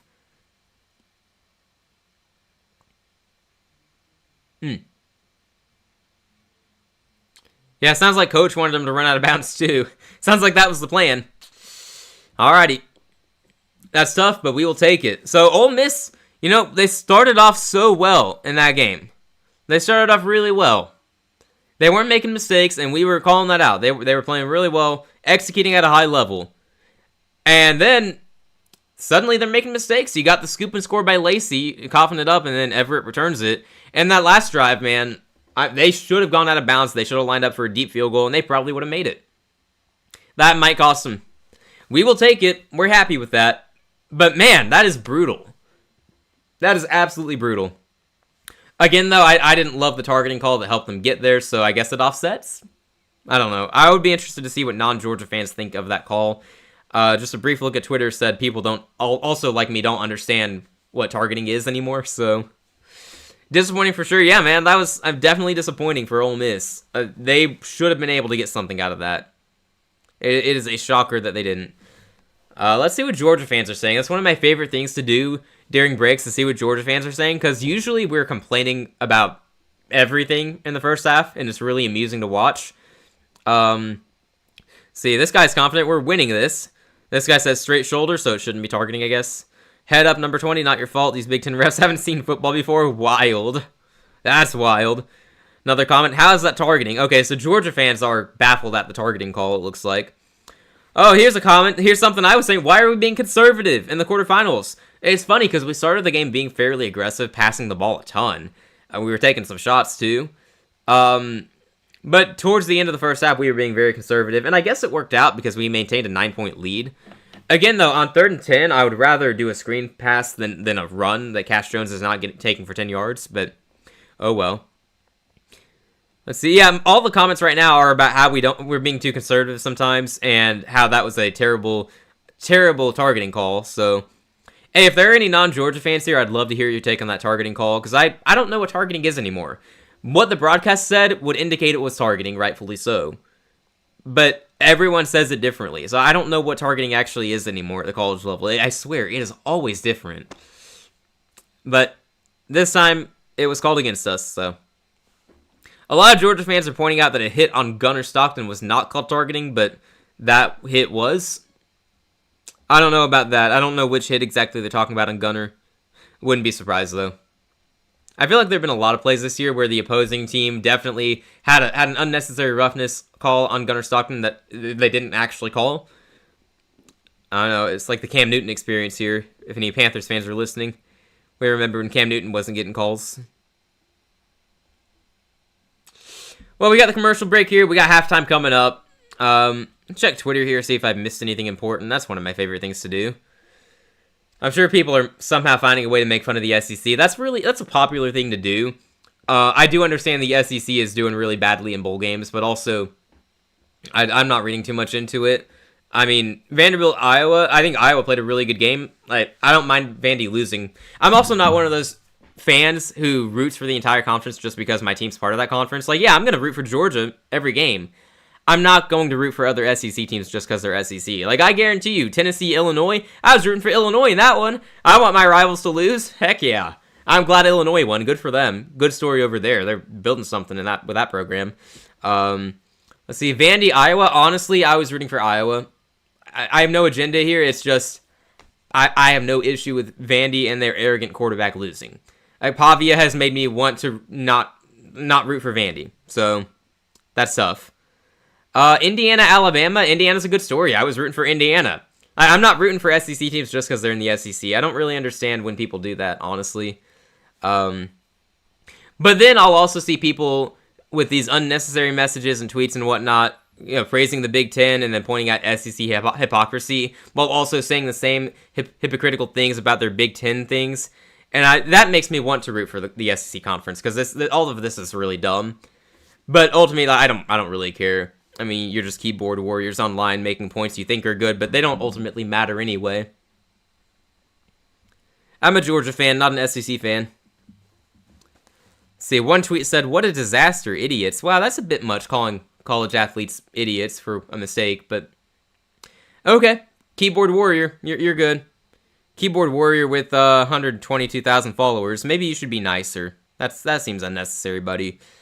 Let's see, Gunner Stockton right now, and it's the graphic where you're just completely injured everywhere. Yeah, he is fighting, man. He is fighting hard. Oh yeah, someone's showing the hit on Stockton that wasn't called targeting. Yeah, I could see why you'd call that targeting. Yeah, maybe that should have been called targeting. How come we got called for it, but they didn't? It's interesting. No, don't worry, I'm not one of those fans who's about to claim bias or anything. I ain't like that. That's wild. There's no bias here. And in fact, I don't think there's ever really bias in any of these games for officiating, unless it's like an ACC game by ACC refs that needs a certain winner, in which case, maybe one team's going to get calls, because that does happen, I'm sure. Money makes the world go around, and if a certain conference needs a certain team to win to make more money, don't be surprised if that actually is what happens. But this is Big Ten refs officiating this game. I don't think they care. Like, they're not going to face either team until the championship, right? I think this game has been fairly officiated, and I think most games are. The real issue with officiating college sports is they're just not good at it. They're not good at it. And sometimes they are, but when they make mistakes, they are glaringly apparent. And one issue as well, we don't hold the refs accountable for their mistakes, you know? As fans, we absolutely go after them online because that's all we can really do as fans. And, we can't get fined for it. But, if Kirby or the players dare speak out against the refs and say, oh, they made a mistake, guess what? You're fined. You have to pay for that. How dare you say the ref did something wrong when literally everyone knows the ref did something wrong? How dare you? The refs are perfect. So that's a big issue. You can't criticize the refs. You cannot hold them accountable. They get to make mistakes. They get to do whatever they want and then walk free. It is what it is. Meanwhile, you're welcome to criticize Kirby or any other coach. You have a press conference and you can go after him and call out his mistakes. You get to call out the mistakes of these college athletes who have a lot going on in their lives. They got a lot going on mentally. They're probably already beaten up on themselves and disappointed for making a key mistake in a game. And then you get to go after them and say, hey, you made this mistake. Hey, you cost your team. And no one is held accountable for that. You get to hold the player accountable, and I think that's fine. You just have to do it nicely. Sometimes there are lines that get crossed that you shouldn't cross, of course. But I'm all for holding players and coaches accountable for mistakes. I think that makes it interesting. But you have to keep that same energy for the refs. It is ridiculous that the refs get to get away with that when they have a huge impact on these games. So that's the big issue with officiating in college football, and really the NFL too. You should be able to hold officials accountable. You should be able to fine them when they make clear mistakes. And if you want to point out, they're not full-time refs. They don't get paid enough. You can't fine them. They're volunteers, blah, blah, blah. Okay? Hire full-time refs. Why wouldn't you do that anyway? Or pay them. Pay them more. Pay them enough to compensate them so that when they are fined for their mistakes, they can cover that. And it's not a big deal. If you make mistakes, they should be accounted for. But in college football, that is frowned upon. In the NFL, that's frowned upon. You cannot criticize the refs. You have to act like they did a great job. You can only criticize the players and the coaches. Anyway, mini rant over. Officiating in college football sucks. That's the bottom line there. So I'm just saying I don't think there's any bias in this game. I'm sure some people will claim it. I'm sure there are going to be people saying SEC bias, mostly the Big Ten crowd, because we have this whole debate online whether the SEC is overrated or not. This year it was, by the way, if I'm going to weigh in on that. The SEC definitely was overrated this year.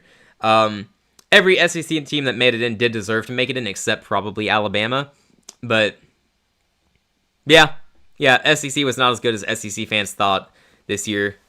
Just watching some of these teams play, I thought that was kind of clear. I'm surprised it was much of a debate. I think most teams this year were overrated, though. I think the Big Ten is exactly what we thought it would be, or what we said it is around here, where they have a few good teams, a few mediocre teams, and everyone else is bad. I think that's exactly what it is.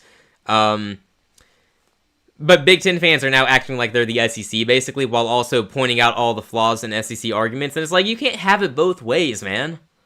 Pick a side and stand on it. The ACC having a team in the the semifinals is hysterical to me because that whole conference was bad. At least that's what we were led to believe. But here they are with a team in the Final Four. Might as well. The Big 12, I think the Big 12 overall was a very good conference. I know people are going to hate on Texas Tech for their loss. Texas Tech ran into a really good team, and it was close at halftime. Texas Tech's offense just didn't show up. It is what it is. I think Texas Tech had a very good season. I think they're a respectable team, even though they lost today. I think the Big 12 was a very good conference, easily the third best. I'd put them above the ACC. TCU out of the Big 12 was pretty good. They beat USC out of the Big 10. Not many people talking about that, in my opinion, but that was a big win. Houston beat LSU. They were favored in that game, as they should have been, but also a pretty good win for Houston. Good for them. They're building something there. BYU beat Georgia Tech. That was a good game. Utah beat up on Nebraska. Sorry to our resident Nebraska fan. But, the Big 12's got some teams, man. I think we could also revisit the BYU playoff resume. They probably had a really good case to make it in. It would have been close, though. There were so many teams with a case this year. And that's another issue in college football, the expansion of the playoffs. Every year, most years at least, there are going to be numerous teams left out who had a case. Even 10-2 Vanderbilt had a case. I wouldn't have put them in personally. They didn't have the resume, but they went 10-2. It's going to be like that even if we expand. There's always going to be a team or two that get left out feeling like they had a case, and there are going to be fans arguing about it. We are never going to get it right. There's always going to be an issue with the system. And that's just how it is. It's just how it is. If we want to make it to where there are no issues, then preset everything up before the season. Run it like the NFL, basically, and make it to where you have to do this to get in. That is the only way you get in. If you don't meet this standard, then you don't get in. You win your conference, you're in. There you go. Yeah, I don't know. Instead, we have all these debates, and we make it a TV show with the weekly rankings. It's so dumb, because they did stupid things every week just for the sake of television to make money. And how dare you call that out, too, right? Sorry, Steve, you said something. In NFL, nobody remembered how great Cam Newton was, and the Panthers all remember his mistake in the Super Bowl. Yeah, and that's a shame, too. That's a shame, too, because Cam Newton was outstanding his MVP season. He had a couple of other decent years. His issue was also consistency, though. He had a lot of, not so good years as well. I'm one of the rare Panthers fans who would tell you I probably wouldn't put Cam in the Hall of Fame. I don't think he has the stats for it. He doesn't have a Super Bowl. He's got the MVP, so that's cool, but that's all. I don't think he has a Hall of Fame resume. Your only case for him making the Hall of Fame is how he changed the game, and I'm not really sure if that gets you in or not. I go back and forth on it, but as of right now, I would say I wouldn't put him in. I'd love for him to get in. Obviously would love that. I don't think he should, though, personally. But I also don't think you should write him off for what he did in his career. Like, he obviously had a big impact on the game, and he had some really outstanding seasons. Man, if TJ Watt didn't end his career in 2018 with that hit, Steelers-Panthers game on his shoulder, he hit him in the shoulder, and that ruined him forever. What might have been. But alright, hopefully we're almost done with halftime, because I don't know if y'all want me to go on another rant about college football or the NFL. Because there are so many issues, it feels like you can just go on and on. Like, officiating sucks, the system sucks. But as a Georgia fan, I'm just enjoying the ride, because we're doing good. We're doing good. So, yeah, I didn't have a lot to say about Texas Tech, Oregon, as I didn't watch most of that game, or any of that game, actually. Oregon's really good. Exactly what we expected them to be. I've had them going to the championship since preseason. I've stood by it the whole time. I'm going to keep standing by it. Even though they get Indiana next, I'm going to stand by it. Oregon wins and goes to the championship. Very good team. Very good team. Very deep, and they're getting healthy. They got a deep receiver room. They got a deep running back room. They got one of the best quarterbacks in the nation. They got a good defense. If they're going to lose another game, it'll be because of their defense, I would imagine. And they got a good coach in Lanning. So Oregon's very good. There's no shame that Tech lost to them. If anything, I'm proud of Tech for keeping it close for half the game when they didn't have an offense. It was 6-0 at halftime. They just never figured it out on offense, man. Look, if you can't score points, then yeah, you're going to lose by double digits. Ended up being 23-0. My guess, and I can't confirm, I didn't watch. My guess is Oregon just kind of wore them down because that offense couldn't do anything, so the defense eventually is going to get tired. Oregon wore them down, and they put up points at the end of the game. So, good job to the Ducks. Sorry for Texas Tech. Hopefully you guys are back next year. We like Tech around here, so would love to see you guys return to the playoffs. Alabama, Indiana, I mean, that was an absolute slaughter, and Indiana showed no mercy. The game was won well into the second half, and they just kept going. They kept putting up points. They didn't have to, but they chose to. Indiana's deadly, man. They are deadly. They are a hard team to beat, and if someone's going to beat them, it is going to take a really big effort. I saw someone say it wouldn't take a big effort to beat them. I disagree with that. It's going to take a big effort to beat Indiana. Because I don't think they're going to beat themselves. I don't see Indiana make mistakes a whole lot.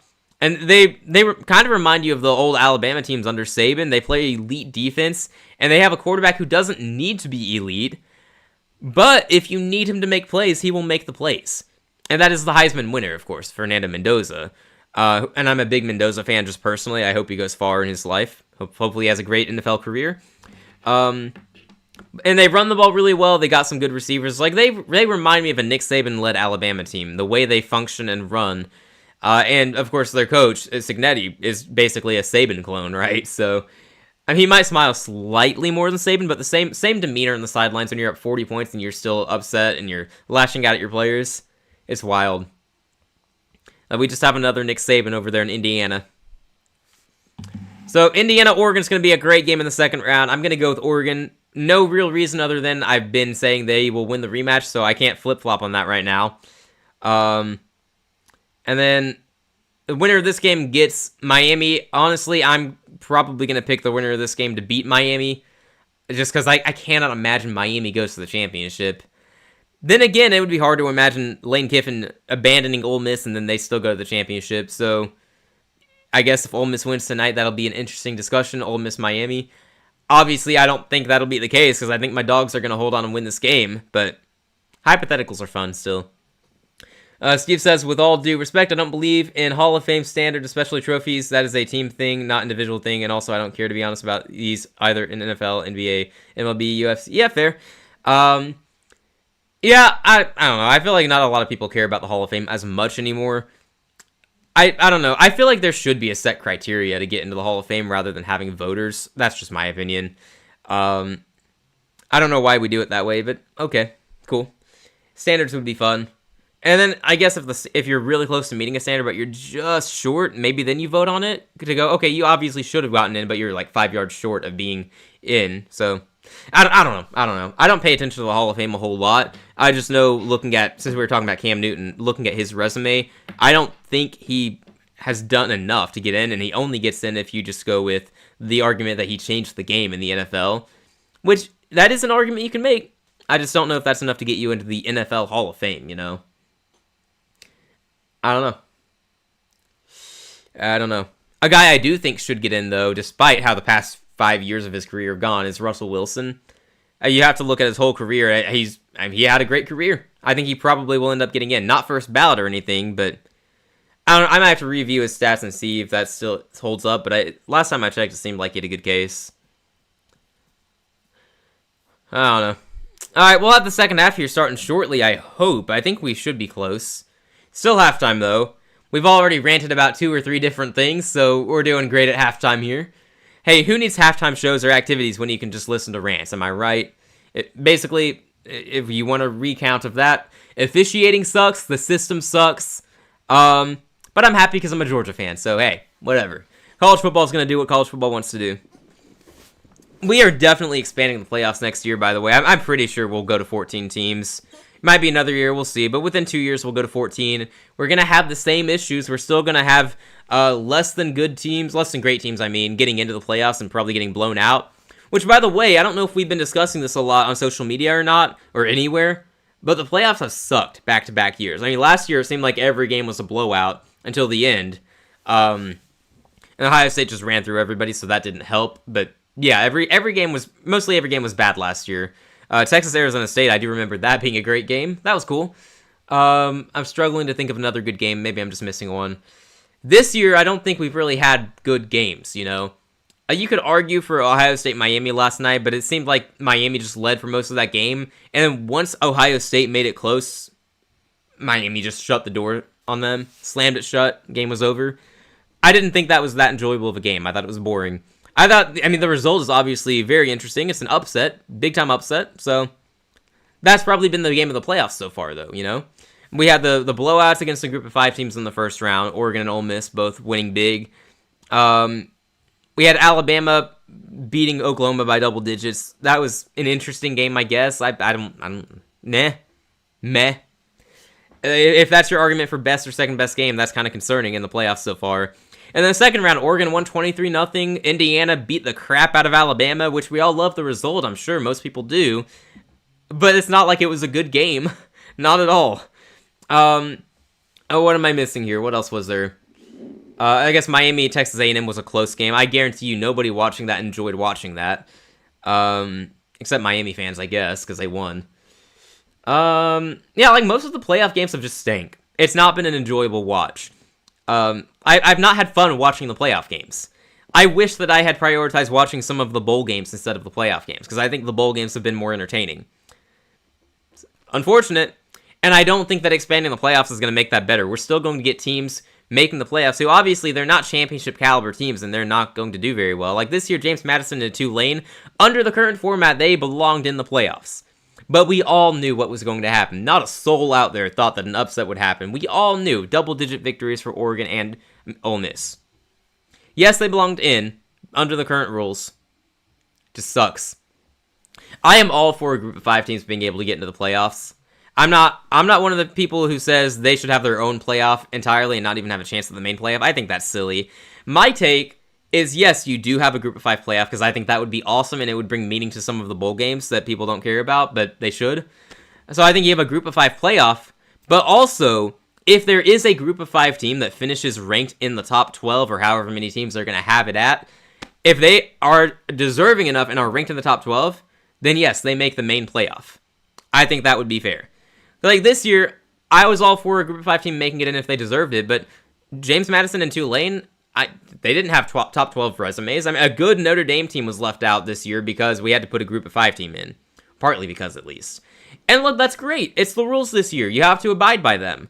But that's something I would change if I were in charge of things. I would not give the group of 5 an automatic bid. I would say if you deserve it, yes, you get in. If you go 13-0, you're getting in. You're going to be ranked high enough, or at least you should. It's my opinion. I would also probably get rid of the committee because I think they're full of crap. I don't think they know what they're doing. I think they prove that week in and week out. They don't know what they're doing. Either that or they're corrupt businessmen who are just making dumb decisions to make more money. Because it's a TV show, the weekly rankings. I would be all for just electing a commissioner of college football. I think that would be cool. Someone with no ties to a team or a conference, just somebody who knows ball. I think that'd be fun. Or maybe we go back to a computer system. That'd probably be better than the committee, I'm not going to lie. But they won't do it. They won't do it. Is it a system problem or a team's problem since we all agree playoff games suck this season? I think it's...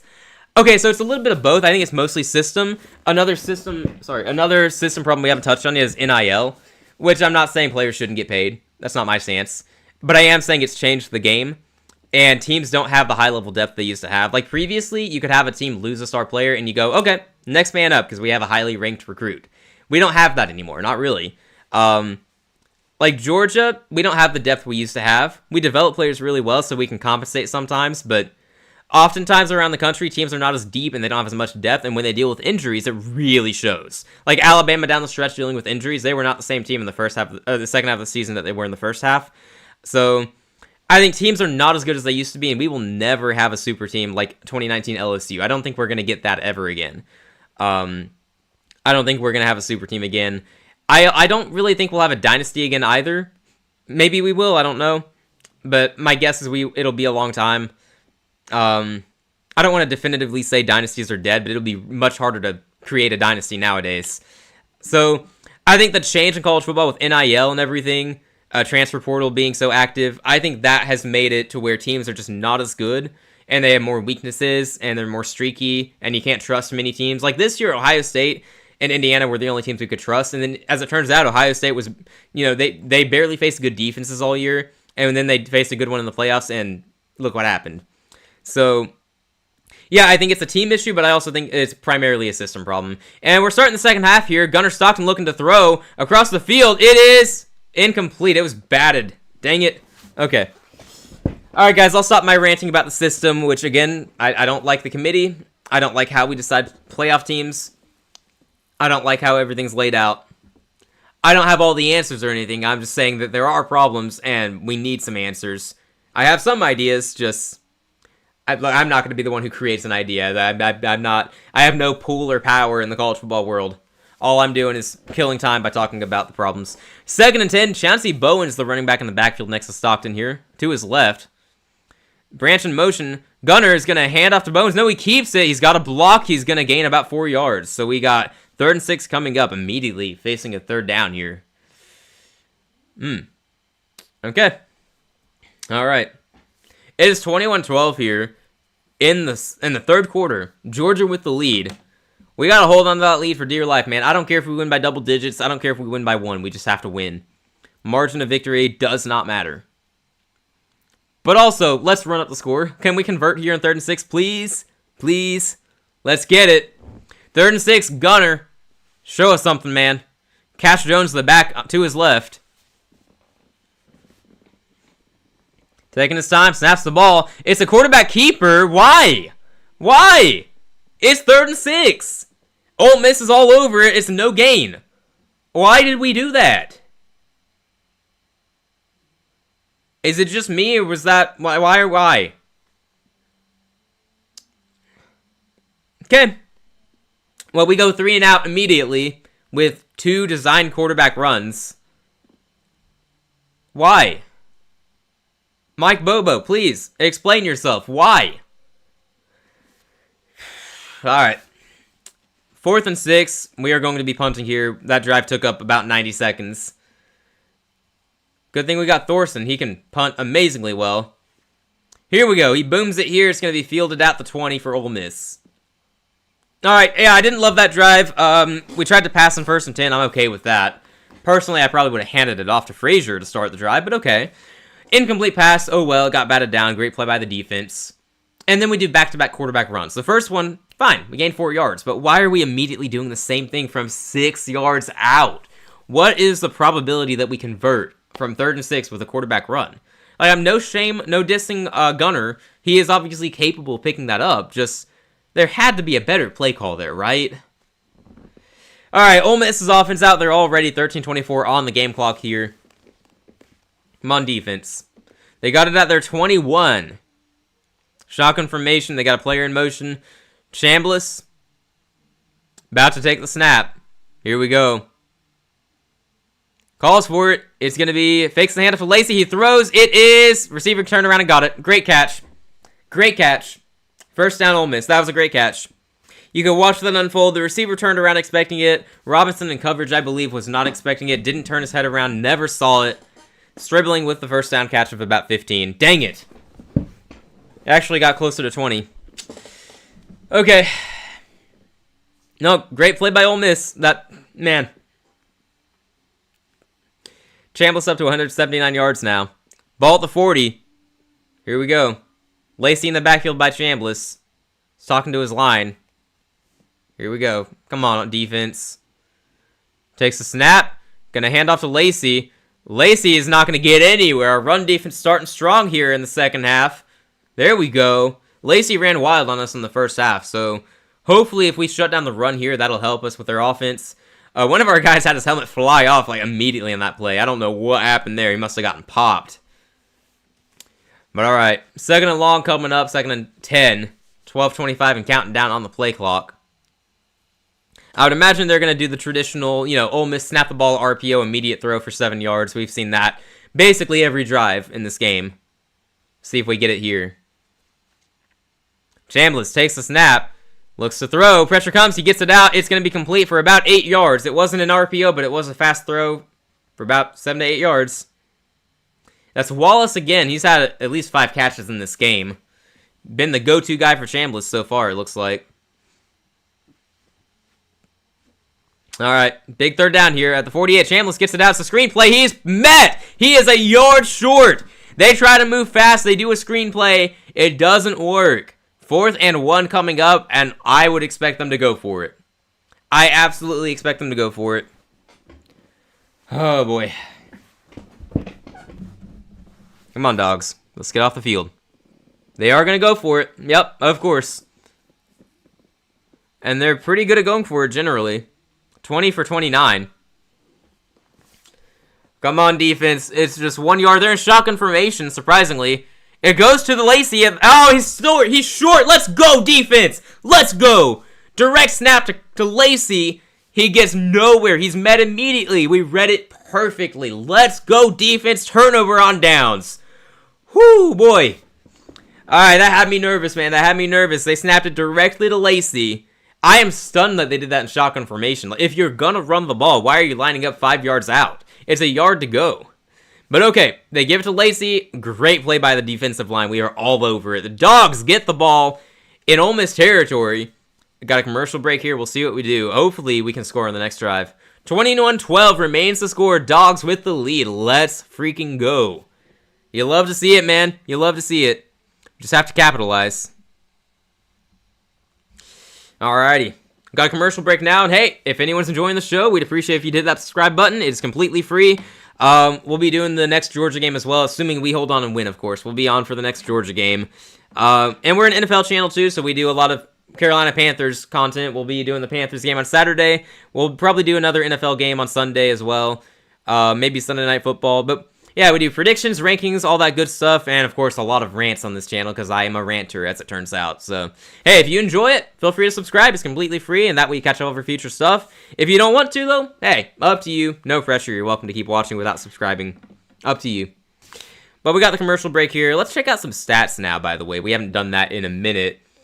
We've mentioned some of them in passing as the game progressed. Like Chambliss, he's been doing pretty well. He's got 20 of 31 for 158. Well below average for him, but still pretty decent against this Dogs defense. Lacey's up to 96 yards. I'm shocked that we've let him run for that many yards in this game, but he's the top 3 running back in college football this year. There's Jeremiah Love, there's Ahmad Hardy, and then there's Kewan Lacey, one of the best in the nation. So he's going to get his most of the time. We shut him down the first time we played. It was expected he would do better, just not this well. That's kind of crazy. Stribling leads the team in receiving with 63 yards. Wallace also has 63 yards. Nobody else really has done anything significant, though. It's just those guys who are feasting. In Georgia, Gunner Stockton up to 105 passing yards, 9-14. Frazier's got 8 carries for 56 yards. Stockton 7 carries for 19. Cash Jones has 2 for 11. Bowens has 2 for 5. Good stuff. McRae got 1 carry for -2. I still don't know why he got that carry on 1st and 10 earlier. Frazier leads the team in receiving, 2 for 31. Jones, 1 for 26, and then Branch 4 for 19. Nobody else has done anything too significant. And of course, the Dalen Everett scoop and score earlier in this game, the main game changer so far. I mean, that's been huge for this game. Play of the game so far, I would probably say. And then, of course, the stop on 4th down here. Ole Miss went for it. They probably should have gone for it, even though they failed. You know, the failure to execute doesn't make the decision incorrect. It just means the execution was wrong. So they went for it. They don't get it, and George is going to take over here at the Ole Miss 49. We have got to capitalize on this. It's going to be a handoff here. Frazier with the run isn't going to go too far, just 1 yard. All right, not a big deal. Not a big deal. Ole Miss's run defense has been playing a lot better ever since Frazier got going. Frazier was off to a hot start, 5 carries for 50 yards. Since then, he's been kind of quiet. He's now at 9 carries for 57 yards. Solid. It's fine. But he's definitely been slowed down here, so credit to the Ole Miss defense for adjusting to that. We'll see if we give it to him again here on 2nd and 9. Here we go. He's got 87 total yards, by the way, because he has the 31 receiving. And Gunner, what on earth just happened to you, man? He just fell forward on the handoff, but we still handed it off, and it's going to go for nothing. Ole Miss ended up getting the ball, but after the play was blown dead, so don't worry, no turnover. Officials stopped the play. Like, there's no turnover, but yeah, forward progress was stopped short. Yeah, I'm watching the replay here. Gunner got tripped up or something. Oh, he got kicked by a lineman who fell down, which is why that play went so poorly. Oh, yeah, 56, and then Gunner, they tripped over each other. Both guys went down, and the Frazier didn't have anyone in front of him to block because 56 went down. I mean, that's just unfortunately poor execution. Not much you can do about that. Just a mistake, comedy of errors. 3rd and 9 now. Gunner dropping back to pass. They bring 4. He throws for the first down. It is caught. He came back to get it. We'll see where forward progress gets him, though. Hold up. There's a flag. It's 4th and 1. They call him short. Colby Young with the reception, but there's a flag. Let's see what it is. Pass interference on the defense. Let's go. Let's go. Automatic first down for the Dogs. We're going to keep it moving. You love to see it.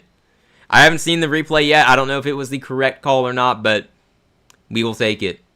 Let's see it here. So it was PI on the guy guarding Young. I mean, yeah, he's definitely handsy there. I'm not going to lie to you guys because I keep it real no matter who I'm rooting for. I don't know if that was that great of a call. We'll take it, obviously. I felt like there was mutual contact there, but hey, we'll take it. Gunner under center takes the snap, hands off to Frazier. He's got speed, but not the blocks. Gets about 2 yards out of it. Man, you can see the burst with Frazier every time he touches the ball, but we're not getting the same blocking that we were getting early in the first half. It's just not been the same. The Ole Miss defensive line has stepped up their game. We might need to go through the air here. Frazier off the field for this one. Branch is also off the field. I don't know who's on the field at this point. We're going to go with a double tight end set, maybe. 2nd and 8. Bowen's in the backfield now. Would not mind handing off to Bowens. This looks like a play where we can hand it off and run, honestly. No, we give it to Bell in the end around. He's not... Oh, he throws. Oh, what the heck? Okay. Dylan Bell threw. It's incomplete. I think he threw that just to not lose yardage, maybe? Like, he threw it to nobody. Okay, that terrified me. Terrified me for a second. Like, why is Dylan Bell throwing the ball? Because it looked like it was not by design, the way he was rolling out and running. But he was so slow, too. I'm not sure what was going on there. But nonetheless, we face another third down on this drive. We're going to need Gunner to come through.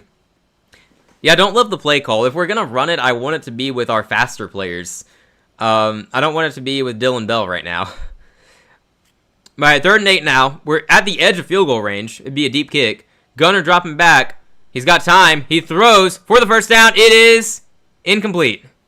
Couldn't get it to Dylan Bell. Good coverage by Ole Miss.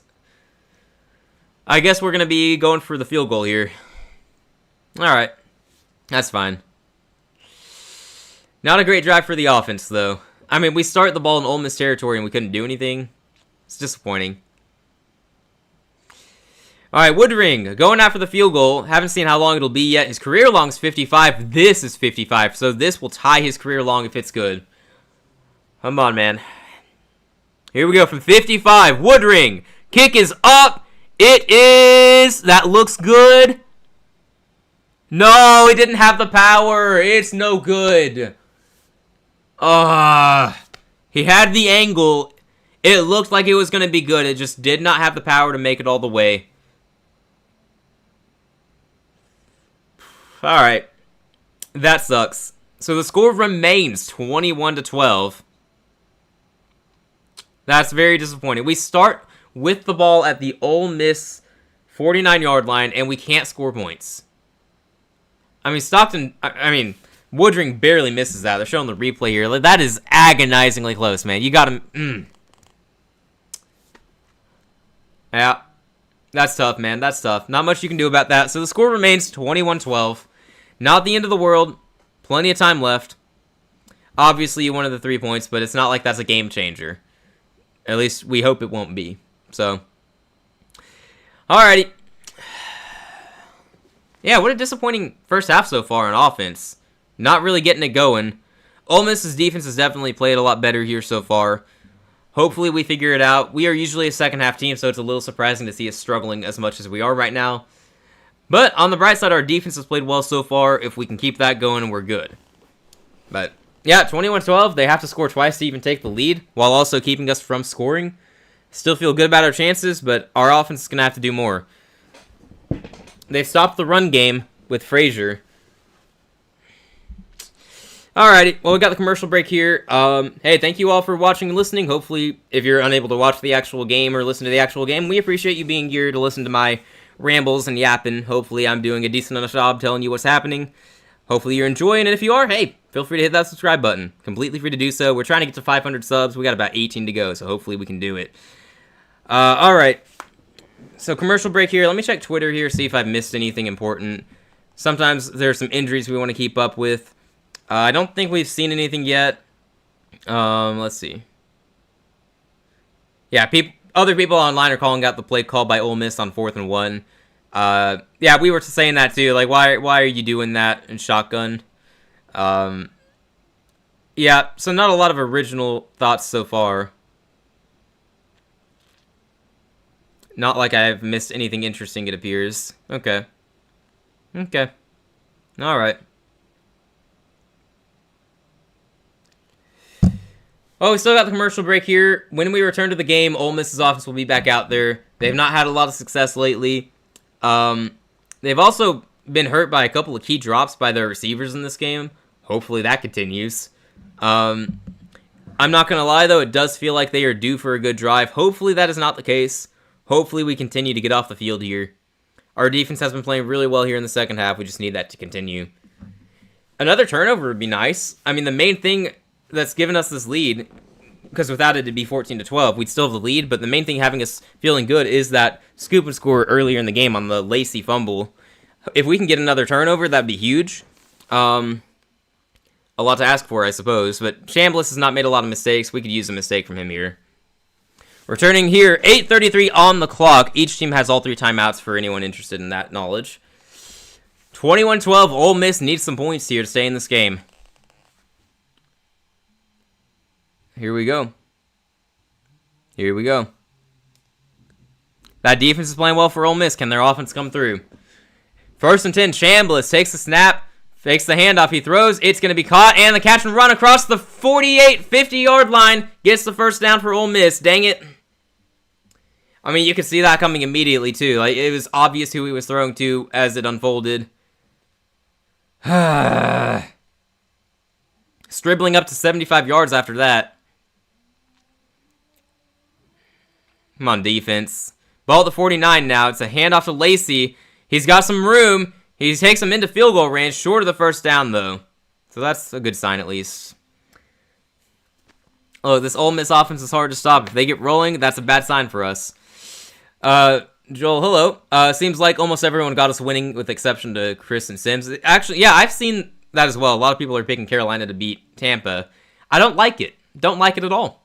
Nope. Nope. Don't love that. Lacey gets the ball here for the run, and he's going to be met. No gain.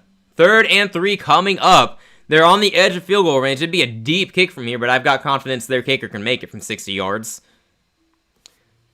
We'll see if they actually do opt for a field goal if it comes to that, or if they go for it on 4th down again. It's 3rd and 3. We got to get a stop here, though. 3rd and 2. They gave him a yard on that? Nah. He gained nothing. The graphics are wrong.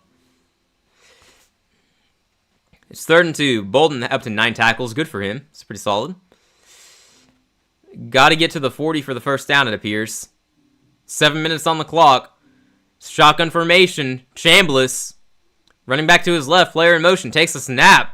Gives it to the guy in motion. Number 1, Stribling. He's going to be met beyond the line of gain. And he is down. No gain. 4th and 3 coming up. Or 4th and 2, depending on where they marked him. 4th down coming up. We will see if they go for it again. They are in field goal range barely, but it'd be from 60, so I kind of think they will opt to go for it here. Surprising play call on 3rd down, I must say.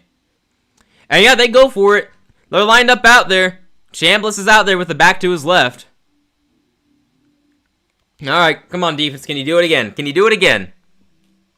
4th and 3 is where they marked him down after a 1-yard loss.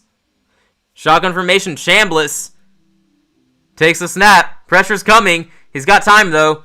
All day, he throws across the field, it's wide open, it's caught, and he makes a guy miss, makes another guy miss, he might be gone. Nope, we get him inside the 10.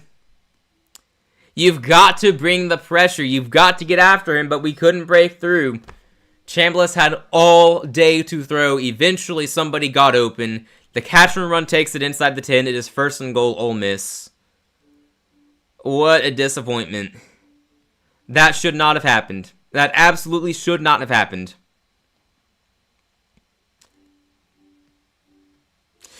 Ball at the 8-yard line, empty backfield for Chambliss. Could be a quarterback run, could be a quick throw. We'll see.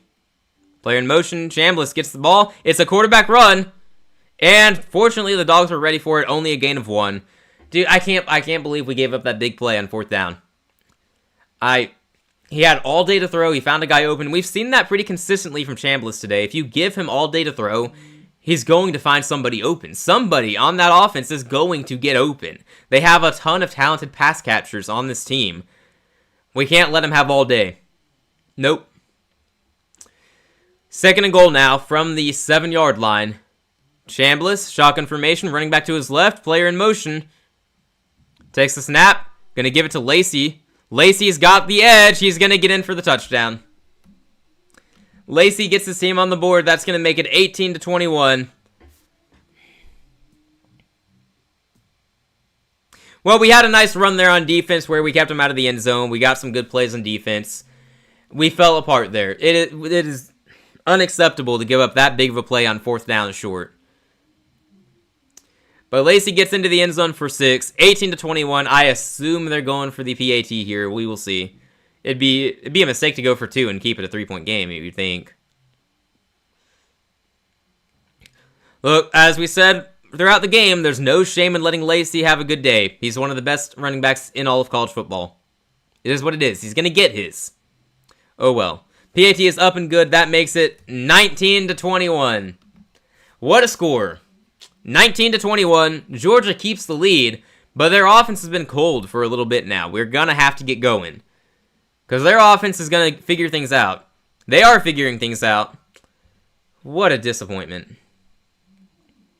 Yeah, right. Yeah, they're fighting for that chance to play Miami. Yeah, I don't know who I'd actually pick if they play Miami. I've said I would probably be picking Ole Miss to beat Miami, but I don't know. It's kind of tough. We'll see, though. Pretty good game so far. It's a close game. We are going to have to score points, though. I mean, we're leading, but I would feel pretty confident that Ole Miss is going to score again at some point in this game. I don't wish for that to be the case, of course. Just keeping it real with you. They're probably going to score points again. Hope not, though. Hope not. If we could get back to running the ball, that would be really nice. That would help us a ton. Maybe air it out, too, to guys like Noah Thomas and get Oscar Delp out there across the field. We gotta do something, though. Because that's pretty disappointing. That was a disappointing drive for the defense. It happens. We're gonna give up points. It is what it is. But that was definitely disappointing. Okay, we got the commercial break here. It's 21-19. Georgia's gonna get the ball back on offense here with a chance to extend their lead once more. Hopefully with a touchdown and not a field goal. We don't need 3. We'll see though.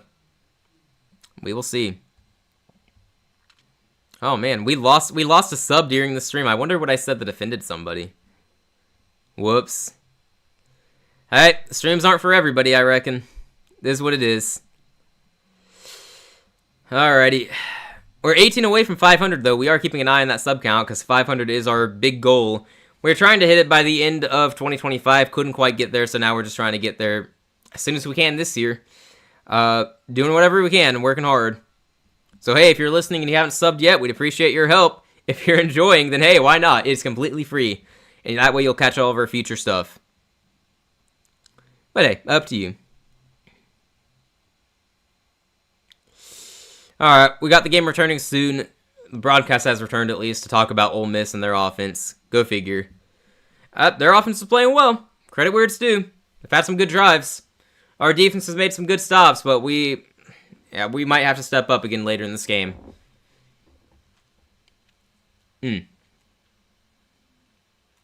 Alright. Georgia offense going out here shortly. Hopefully we can put something together. Like we said earlier, we've been cold for a little bit now. Our last few drives have not been ideal. Our run game's been shut down for the most part, but we got to get it going somehow. We got to wake up here in the second half. We are a second half team. We should not be getting outscored here. We got to get it together. We trust Kirby. We trust Gunner. We trust the run game. We're going to get it together. Got to believe, you guys. You got to believe. Yeah, and they're showing the replay of the 4th down conversion. Like, Chambliss has all day, and the guy gets open. Got to bring pressure. We have to have somebody hunting down Chambliss in every play, or else that's going to keep happening. Chambliss is going to get his, though. This is what it is. 1st and 10 for the Dogs now. 4:51 to go in the third quarter. Let's get it. Ball at the 25. Stockton under center. I think that might be... Is that Bowens in the backfield? Fakes the handoff. Gunner's got to get rid of it, and he does. It's incomplete. They read through that perfectly. We should have handed that ball off to Bowens. He had space. It's play action. Didn't give it to him. Gunner was trying to make a play, and he couldn't. 2nd and 10 now. All right. We need somebody to step up here and make a play. We need somebody to step up, make a name for yourself here in the playoffs. 4:47 on the clock. Gunner out there. Bowens to his left, now moves to his right.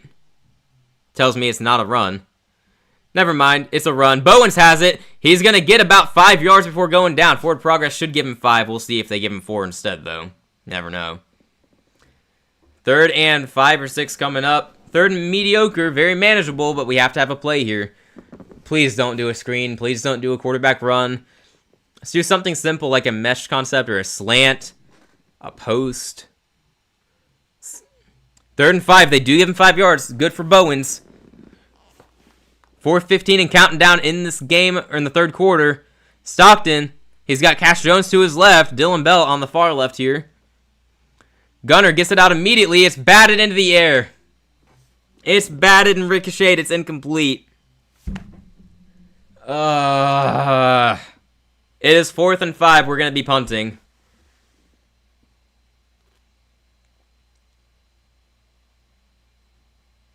I mean, Eccles, the defender, almost picked that off, too. He had a very good chance to intercept that. I mean, he had both hands on it at one point. Just couldn't get it. No shame. No shame. He's not a receiver. Just pointing out he almost picked it. All right. We're shifting people around here, but I think we're... Oh, my gosh. We're running a fake. We're running a fake.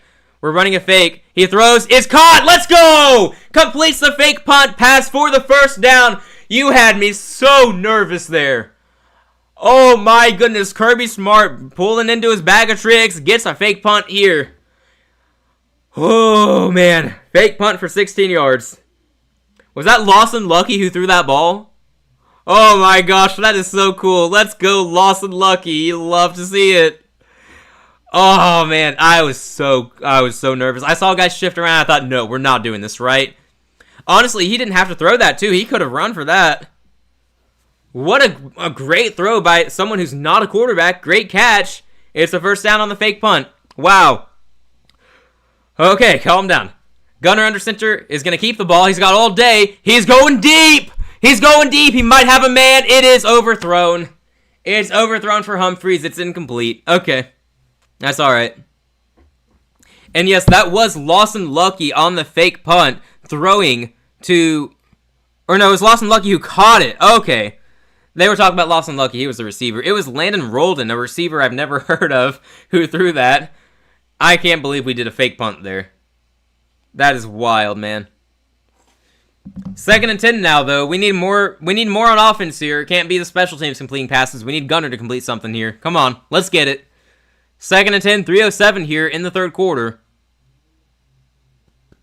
Under center, Gunner takes the snap. He's going to keep it. He's rolling out to his left. He might be running. He throws. It is caught across the 30, 25, down around the 22-yard line. Let's go, Colby Young, making big plays here. What a play by Gunner Stockton. He looked like he was going to run it, and as the defender came up to get him, he throws to a wide open Colby Young, puts it in front of him. I mean, that was just incredible by Gunner Stockton. He took a big hit there, too.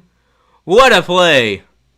Ball at the 23. Now Gunner is going to keep this one now. He's going to run, and he's not going to get very far. Gets about 1 yard. We'll take it. Oh, man, this drive has had some fireworks, man. Oh. Gunner a little slow to get up there. Please don't get hurt. We need you, Gunner. What a drive. We got the fake punt. That was an amazing play by Gunner to Young. Awesome stuff. Oh, man. I mean, watching the replay, I cannot believe Gunner did that. And he took a big hit, and he's fine, I guess. He is so tough. We've talked about that throughout the game. He is so tough. That's our quarterback, man. That is our quarterback. Gonna hand it off here. No, he keeps it. He's got all day. Gonna check this one down. And he's gonna gain about 4 yards to make it 3rd and manageable. That's Branch. Another short pass completion to Branch. He's got 5 for 21 now. Again, I want to see Branch downfield. Everything we've given to him is behind the line of scrimmage. But all right, 3rd and 6. They only gave him a few yards in that one. Very manageable, and we are in field goal range, but we don't want 3. In fact, I'm in favor of this being 4-down territory. I don't want a field goal here. Here we go. Ball at the 19 of Ole Miss. Shotgun formation, player in motion. Gunner, come on, man. Cash Jones to the back to his left. He's a blocker. Gunner has to escape pressure. He does somehow, but he's going to go down after losing about a yard, so it's going to be 4th and 7, and here we should kick the field goal. Great effort by Gunner Stockton to keep that play alive, but there's nothing you can do there. All right. I'm surely on 4th and 7 we're going for the field goal. 4th and 6. Apparently they didn't dock him a yard. We are going for the field goal here to make it a 5-point game. This way, if they make a field goal, it wouldn't matter in terms of taking the lead. 37 yards for Woodring. Kick is up. It is good. Okay. Back on the board at last. It took a fake punt. It took a heroic play from Stockton. But we back on the board. We'll take it. Whatever it takes, am I right? 24-19 is your score, and now defense. Please, defense, get the job done. Get off the field. Get a stop for us. I mean, that was one heck of a drive. I mean, the plays we saw on that drive, it kind of feels like, maybe we should have gotten more than 3 points. The plays we were making, like, we probably should have been able to get a touchdown, but we're not going to complain. The fact we got any points at all is exceptional. Just one heck of a drive. But now our defense, man, if we give up a touchdown, they're in the lead. So please, defense, please come through. Big drive coming up. We will see what happens. We got a commercial break right now. Let's check the stats now. At near the end of the third quarter, by the way. We're down to like 30 seconds left in the third. So we'll go to the stats here after 3. Chambliss, 23 of 34, 235, 1 touchdown. Also has 9 yards on the ground. Kwan Lacey has 81 rushing yards. I guess he lost some. I thought he was over 90. What happened there? Is ESPN messing with me? I thought he had more than that. Okay. Wallace has 99 yards. Stribling has 74. Nobody else in receiving has much. For Georgia, Stockton has 139, 11 of 20 through the air, so not his most accurate day, surprisingly. Frazier, 11 for 59. Gunner, 9 for 20. Jones, 2 for 11. Bowens, 3 for 10 on the ground. Colby Young leads the team in receiving, 2 for 44. Love to see it for him. I mean, he's somebody that we've said if we get him healthy, he's going to be a game changer. But we haven't had him healthy. We haven't had him since the last time we played Ole Miss. So, yeah, we've missed Colby Young. It's great to have him back. He's definitely making an impact here. We're going to need more moving forward, but so far he's doing what he's got to do, man. You love to see it. Alrighty. We got the commercial break here. We'll be back shortly, and then we'll have another commercial break almost immediately after because there's 30 seconds left. I hate when it happens like that. It is what it is. But alright. Man, it's been a good game so far. I don't know where this is going. I felt good about Georgia all night, but if we can't get the stops on defense, then it's not going to matter how I feel about it. We need to step up here and make sure they cannot do anything on offense. If they take the lead, that's going to be pretty stressful. Can't lie. Would not feel great about it. We'll see what happens, though. And they're showing the fake punt again. I mean, that was wonderful. Lawson Lucky with the reception, and then a receiver that I've not heard of with the throw. It was a great throw. Absolutely great throw. Feel good about having him now. That was great, man. Heck of a play. And we'll returning to the game soon. They're still talking about stuff that we've already kind of moved past. So we got a kickoff here. We'll see if they get a return or not. Booms it into the end zone. That's going to be a touchback. Not even going to try to catch that and return it. Okay. All right. They're talking about Lawson Lucky and his story. I think everyone's rooting for him now. People like Lawson Lucky. Love to see it.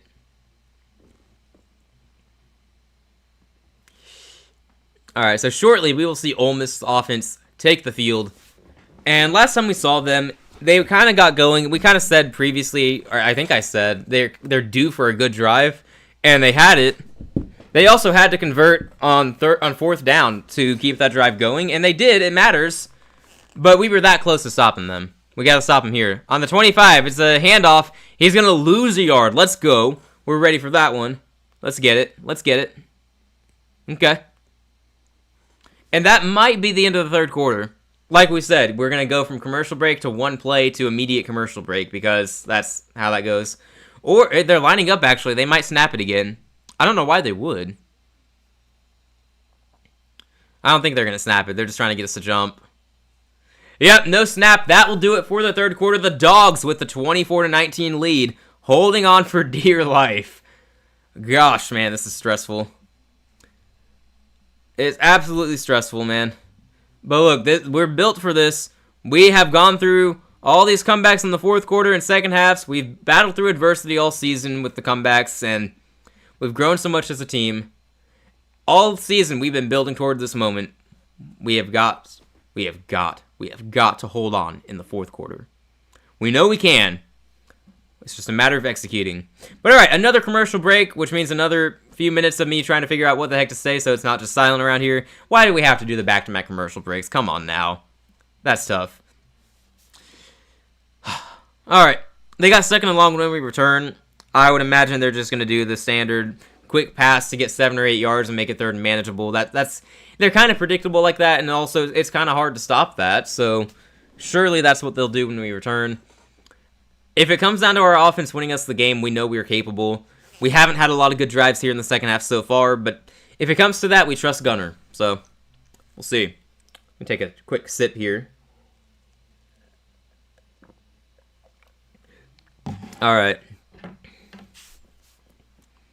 So if we can get a stop on defense, if we then turn around and score a touchdown on offense, I mean, it feels like we're putting the game away for the most part. It wouldn't officially, but you would feel really good as a Georgia fan.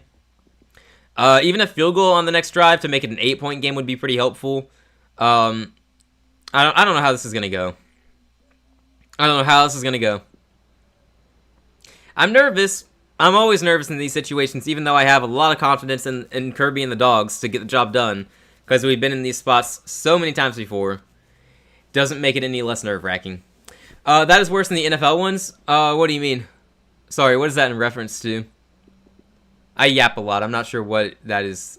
I'm not sure what I said that you were replying to, so.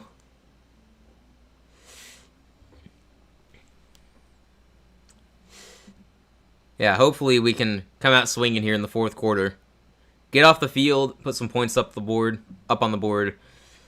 I don't want to give up a touchdown and have to make a comeback, though.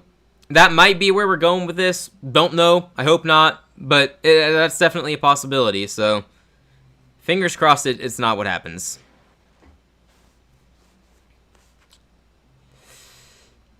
Still have a commercial break. Oh, commercials? Yeah.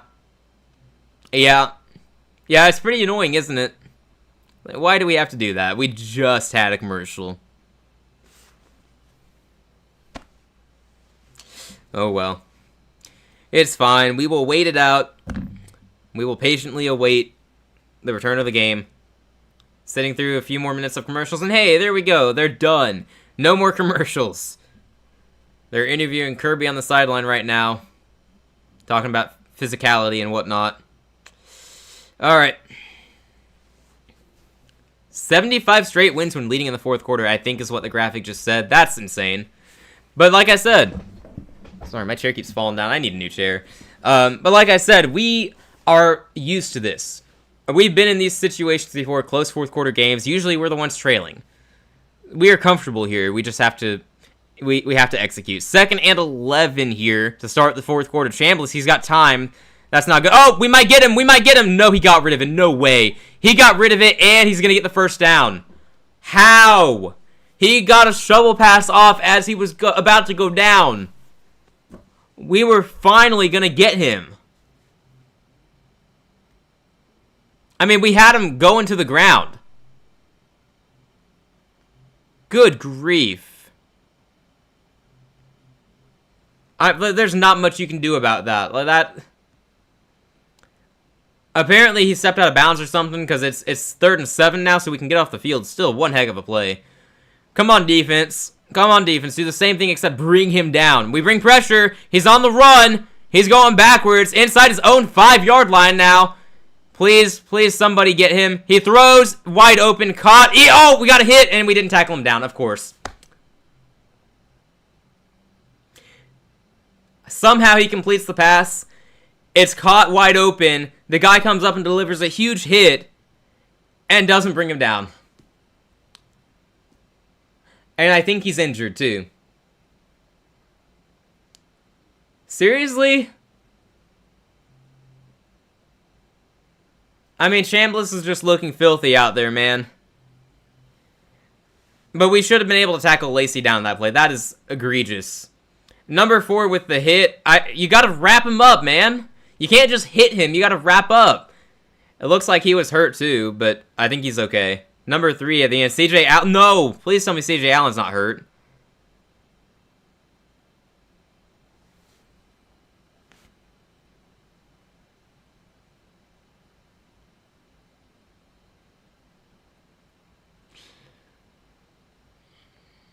Alright, I don't know. I don't know who's hurt and what the severity is. I think Allen's okay, though. I think Allen is okay. I mean, we need him back. They're probably going to take a look at him, but we're going to need him back. That's one of our best players in defense, if not the best player in our defense. Leader of our linebacker group, leader of our defense. We need him. Okay, I think he'll be back soon at least. Ole Miss somehow has the ball still at the 35-yard line. Shotgun formation for Chambliss, running back to his right. Bring some pressure again. Eventually, we're bringing him to the ground. Only bringing 4. Chambliss. Oh, somebody got through. Somebody got through. He's on the run. He's on the run, please. He throws across the field. It's caught deep in Georgia territory.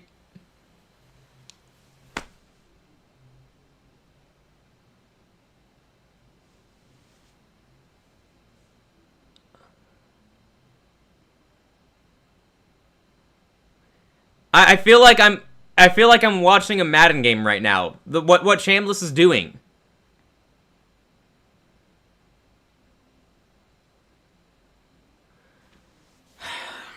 Alright, 1st and 10 at the 20 now.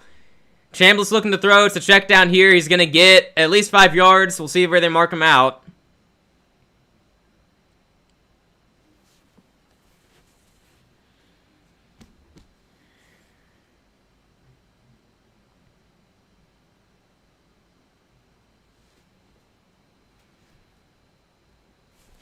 Second and 2 coming up. 13 minutes on the clock. Not the end of the world if we give up a touchdown, but this is ridiculous. I don't know how Chambliss is doing this, man. Like, the way he's playing, you expect him to be playing on Sundays someday. And I've not scouted him for that. I don't know what his pro potential is, but he looks ridiculous right now. Play clock winding down. Come on. Okay, he got it in time. It's a handoff, and he's going to get the first down. 1st and goal coming up.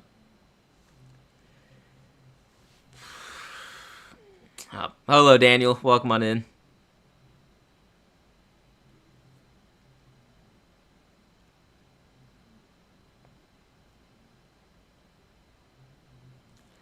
First and goal from the 10. We got 12.5 minutes left here. We've got to do something on defense. We are getting so close to bringing him to the ground, and he keeps rolling out and going on the run, making these magic trick plays. It is ridiculous. We've talked earlier. We can play really well on defense, but if Chambliss is that good, so be it. Chambliss quarterback run here. He finds the edge. He's going to get about 4 or 5 yards. 2nd and goal coming up. Got to keep him out of the end zone. You got to keep him out. Under 12 minutes to play now. Keeping an eye on the clock. We're only going to get so many more possessions.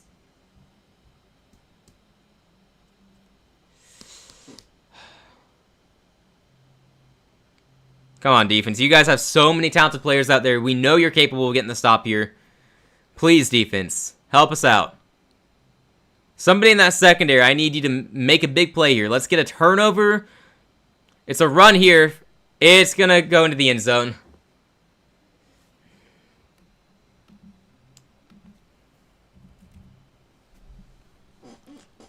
Ole Miss has just taken the lead. For the first time in a while, they led 6-0 earlier in the game. We took the lead and hadn't looked back since now. Until now.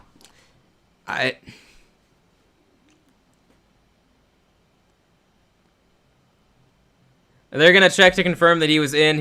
I'm pretty sure that was clearly in. He stretched out. Yeah, but there's no debate. He was obviously in bounds. So, or still up. 25-24, they're probably going to go for 2 to try to make it a 3-point game. That's exactly what's happening here.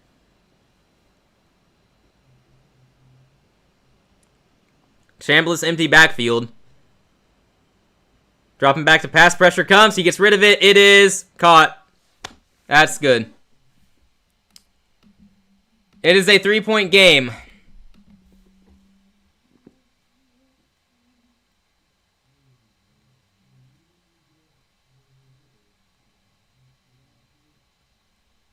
Nope.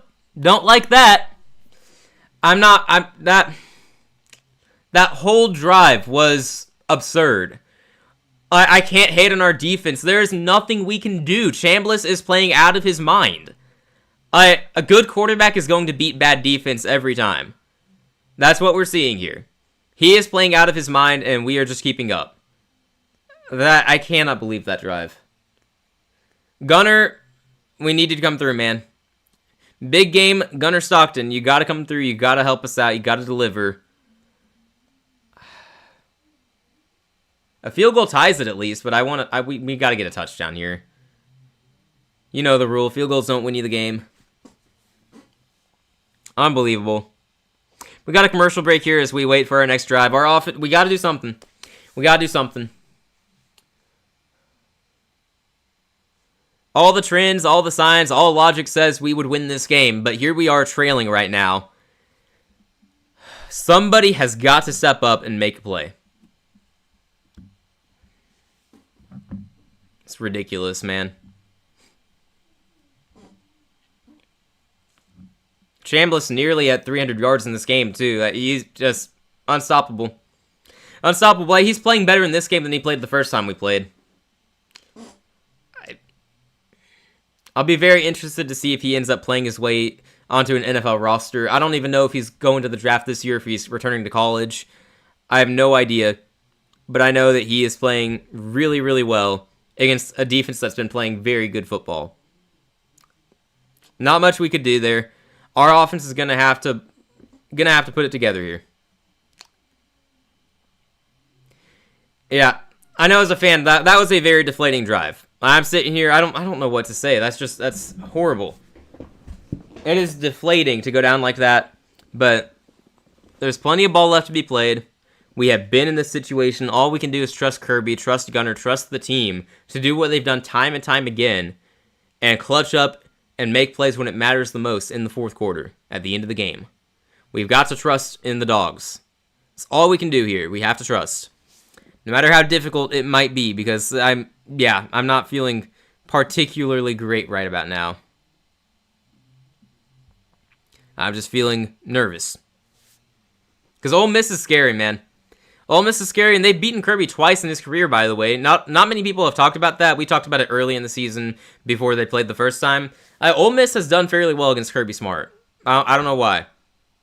I don't want that to be a thing, but look, we don't win this game, then it is a thing. 27-24, Ole Miss is going to kick off here. We'll see if we return it. That's going to go out the back of the end zone. No return here. It's a touchback. Dogs offense has got to do something. The Ole Miss defense in the second half has played really well. The only time here in the second half we've scored points, we needed a fake punt to do it. And that was awesome. But it also is concerning that we needed a fake punt to do that. We needed a heroic play from Gunner Stockton. We're going to need more of that here. If we can recapture what we did in the first half, that would be great.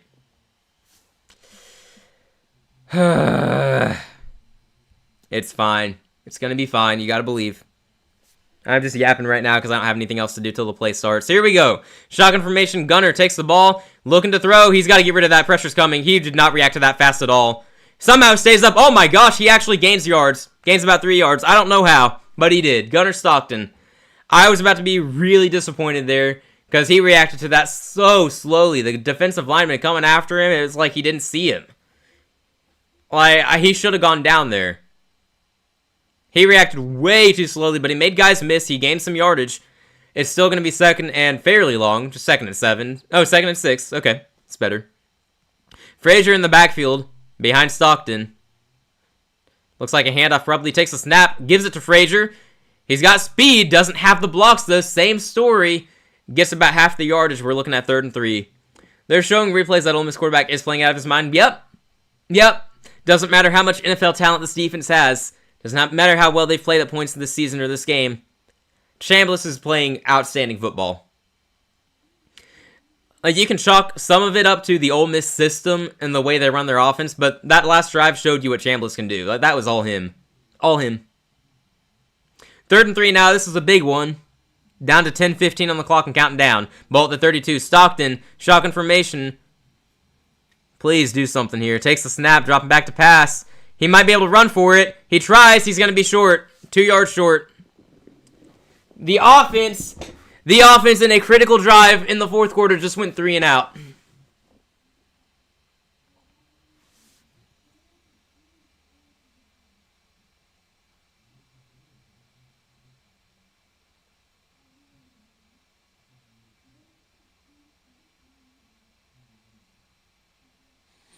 Ole Miss, unfortunately, does have a player down on the field, so there's a timeout on the field now. I'm assuming we're going to punt the ball here. I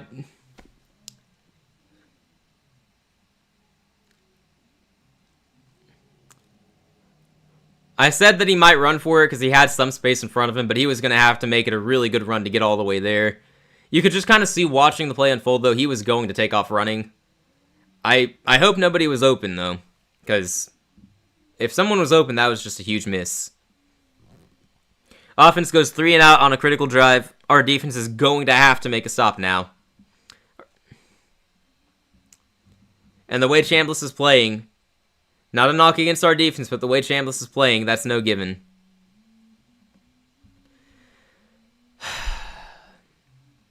I'll check Twitter here. I don't know who went down for Ole Miss. Hopefully he's all right. But they called a timeout on the field for him, so we'll see.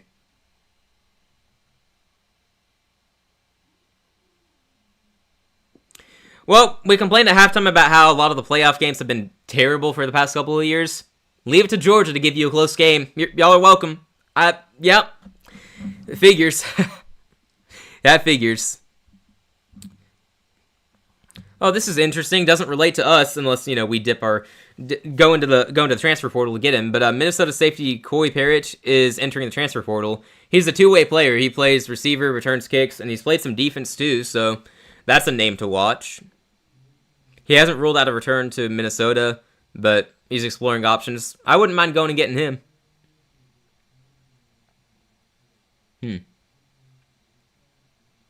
Yeah, this Georgia team needs to wake up right now. Yep, that's a good tweet. Yep, we gotta wake up. We gotta wake up. We need those Kirby smart adjustments, please. I'm telling you, if we seriously get a Lane Kiffin-less Ole Miss taking on Carson Beck-led Miami for a spot to the championship, what is college football at that point? That would be insane.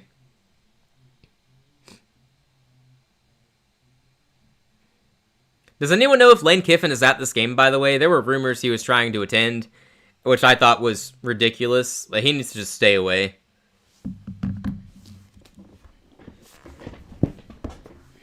I don't know. I haven't seen him. They haven't mentioned him on the broadcast. Alright, we're returning to the game here shortly. I'm assuming that we're going to punt. Wouldn't be surprised if we faked another one or went for it. You never know with us. Winner of this game plays a week from today. We get Miami.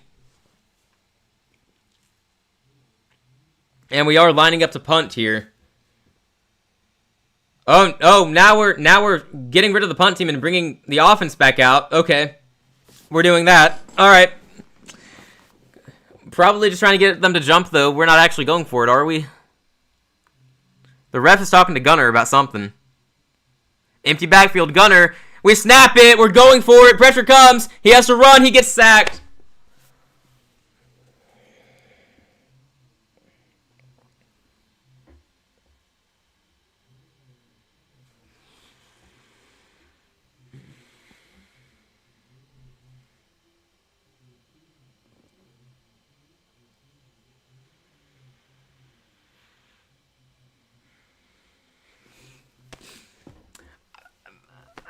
I mean, what are we doing?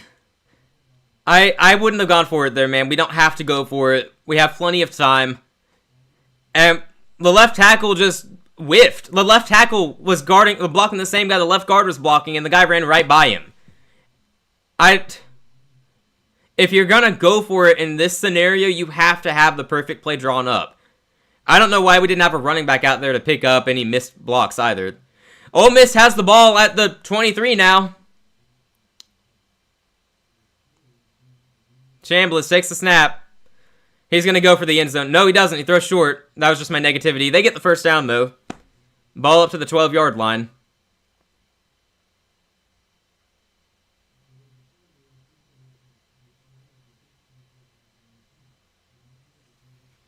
Yeah, thank you, Georgia, for giving us that. Now give us something to talk about if you lose. There you go. Right on cue. Yeah, what was that?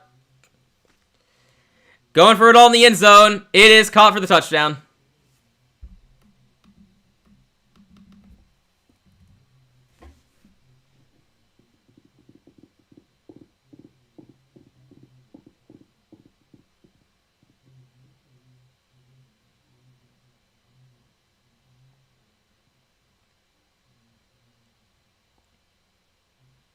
Yeah, we also did lose a sub, Daniel. Yeah, it's not been a very successful stream as of right now.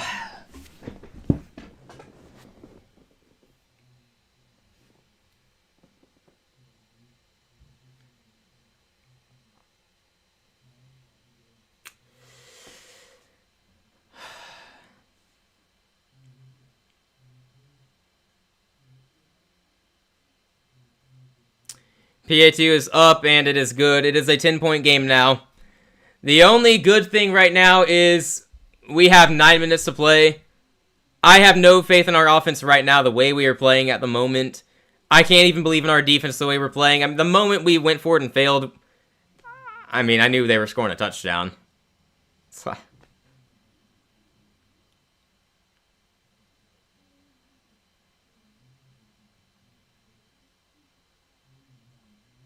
I mean, that last touchdown, there's not anything we could have done there. It was a perfect throw and catch on the back shoulder throw. I mean, I thought Jones was doing great in coverage there. I don't know what more he could have done. It's what we said earlier. Great quarterback against a great defense. The great quarterback's going to win. And he is. And I hate that we went for it on 4th and 2 like that. In our own territory. I hate that we did that. And I know that if we had gotten it, everyone would have praised Kirby for that decision. I know. I didn't like the decision to begin with.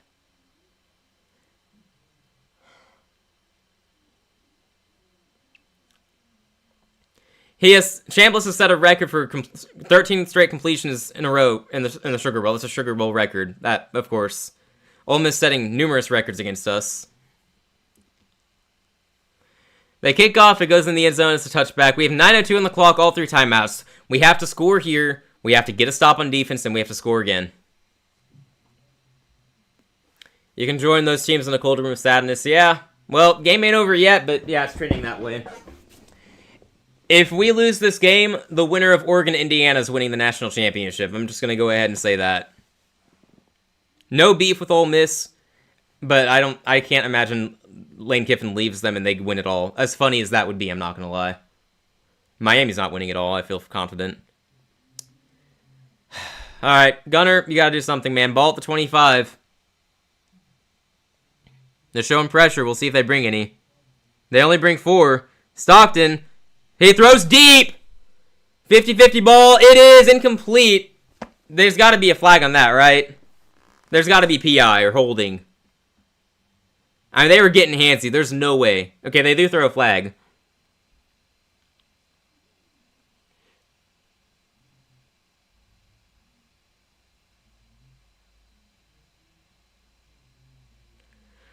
Okay, they get them for defensive pass interference. Okay, alright.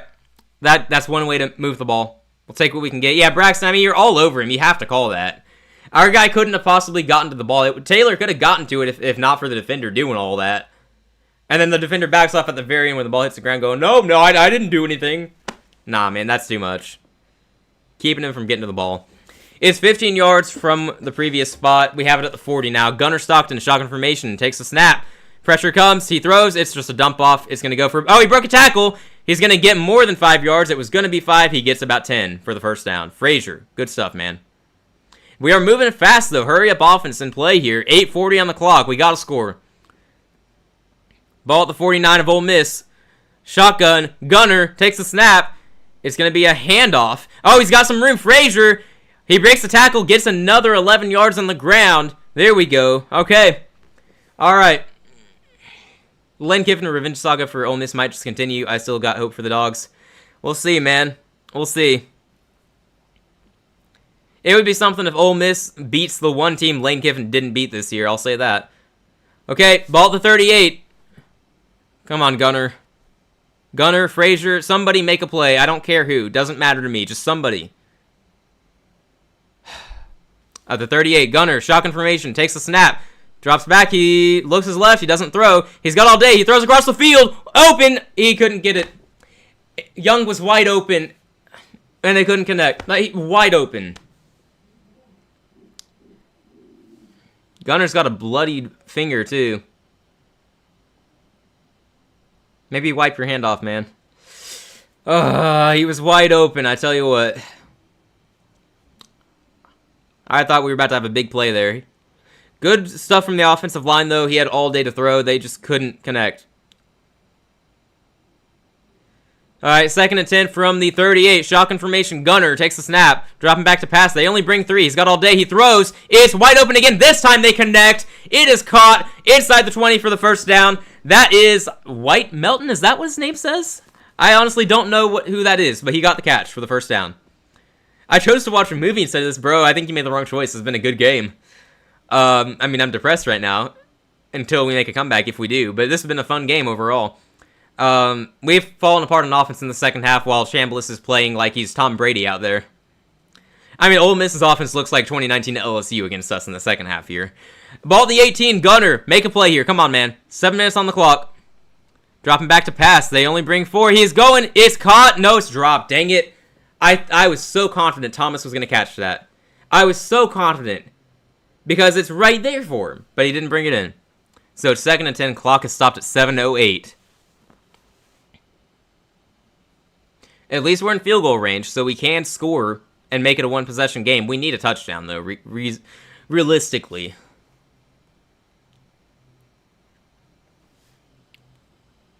Take your time here because the clock is stopped. Take your time, guys. Take a breather. Shotgun formation. Gunner takes a snap. They're bringing pressure. He's dropping back. He throws for the end zone. 50-50 ball. Falling down. I think he caught it. Where's the call? It's a touchdown! Let's go! Zachariah Branch, we have said it all day long. Let him get the ball downfield. Finally, Branch gets the ball into the end zone, falling down. What a catch! We are back on the board. Oh my gosh. Okay, we got life. We got life. 34-30. Great drive from the Georgia offense. We've been missing that severely in the second half. Again, why have we not been airing it out to Branch? We've said it all game long. That is the first target or catch he's had that wasn't behind the line of scrimmage. All right. Touchdown is good. The PAT is going up soon. 3-point game here if it's good, and it is. 34-31. We have got to get a stop on defense now. We have to get the ball back. If we give up a field goal, fine. We can work with that. Plenty of time left, though, you guys. Again, I'm glad this is a good game because all the other playoff games have sucked. So, glad that Georgia can give you guys some entertainment. I wish that it had been our game that was a blowout and Indiana-Bama was close, but oh well, this was inevitable. I haven't really been able to watch football games this year in the NFL or college football without being stressed out. It's been quite the ride every Saturday and Sunday. Oh, man. If Georgia win this could be one for the ages to remember, so I don't believe it'll happen. Fair. Yeah. You watch Love Comes Softly? I've never heard of that. You're watching a horror flick, The Menu? You've never heard of that either, honestly. Playing chess on the side, that's a dub. Basically a Hallmark movie. I'm sorry, man. How did your family get you into that instead of watching the college football playoffs? Ah, man. All right, well, hey, we got a decent crowd in here right now. Thank you all for listening. Hope you're enjoying. And hey, if you are, feel free to hit that subscribe button. It's completely free. That way you catch all of our future content. We'll be doing the Georgia game next week if we advance. If we don't advance, then we'll probably be doing the games regardless, honestly. I'll probably be up for it, but we'll be doing Georgia content. We do Carolina Panthers content because I'm a Panthers fan. Daniel in the chat right now is my co-host on our weekly podcast and streams. So, yeah, we do content. We do football content. So, hey, if you like that, it's free to subscribe and it costs you nothing. So, we'd appreciate your help. Trying to get to 500 subs by the end of the year, hopefully. Or, sorry, not the end of the year. We failed at that. Daniel, what's our new goal? Trying to get to 500 by the end of January, I guess? Seems doable. Yeah, 500 by the end of January. We'll go with that, I guess, tentatively. But, yeah. Hopefully you guys are enjoying the yaps and the reactions and the commentary because I am losing my mind on the inside here. Barely getting words out at this point. Gosh, man. 500 by the end of January. We can do it. We can do it. So far, we are -2 to start the year, I think. But, or maybe we lost one before New Year. Anyway, we were at 484 and then lost one. I think that might have been last night. And then we lost one during the stream. I really wonder what I said to lose somebody here. Or if it was just coincidental timing. It's not for everybody, right? One of those life rules. You can't please everybody. I thought you were calling the menu a Hallmark movie. Imagine. Not quite the opposite, it sounds like. That's funny. Alright, returning to the game here shortly. Ole Miss will take the field on offense. We're gonna have to get a stop. If we give up a touchdown, the game is over. I'll call it like it is. Give up a touchdown, it's GG. We're gonna have to either hold them to a field goal or get them off the field. Chambliss has just been carving us up, though. I'm telling you, this offense looks unstoppable right now. We've got to get a stop, though. We've got to flip the script. Got to make something happen. Yeah, Chambliss just looks elite. I don't know what his future is for the NFL. I don't know what his plans are. I don't know if he's returning to college next year or not. The way he's playing tonight, you would think that he is a top-tier prospect in the upcoming NFL draft. I don't know. I haven't heard his name a lot, but he looks really good. Someone should take a chance on him. Chambliss is going to hand this ball off to Lacey. It's Lacey. Lowers his head, gets about 6 yards. We got under 7 minutes now. We're at 6:50 and counting down. 1K subs by the end of 26. Hey, that'd be awesome. That would be awesome. Hopefully we can do it. We will need some help to get there, but hopefully we can do it. I think that's actually our goal for this year. I think we want to get to 1,000. All right, they gave him 7 yards. It's 2nd and 3. Shotgun formation now for Chambliss and Lacey to his right. He's going to hand this one off to Lacey. And we're going to drop him for a 2-yard loss. We'll take that. We'll take that. There might have been a face mask there. I'm not going to lie. I couldn't tell. I'll have to see the replay. It looks like there could have been a face mask. Yeah. I think that's a face mask. Did he not get his finger? Yeah, that's got to be a face mask, right? It would be on us, so I'm glad they missed it, but I'm pretty sure that they just missed a blatant face mask. I mean, I'm watching live going, hey, his head's not supposed to go that way. Didn't verbalize that, but anyway, 3rd and 5, Chambliss trying to make a play. It's batted. Let's go. We get a 3 and out. 5:46 on the clock. We got a shot here. Thank goodness they didn't call that face mask penalty. Good grief. Like, I'm not gonna mess around with you guys. We keep it real. That was definitely a face mask penalty on the second down play. Great effort by the defense, tipping that pass, making sure it goes nowhere. 5:46, plenty of time left, but conversely, they will have plenty of time left if we do score. And they do punt. We're going to get the ball back. It's going to land inside the 35. Going to catch it at the 25 after a good bounce. We're going to return it across the 30. Makes contact around the 30. 35. Decent field position here. 5:33 on the clock. Both teams have all 3 timeouts. It's getting real, you guys. It's getting real. And I'm scared.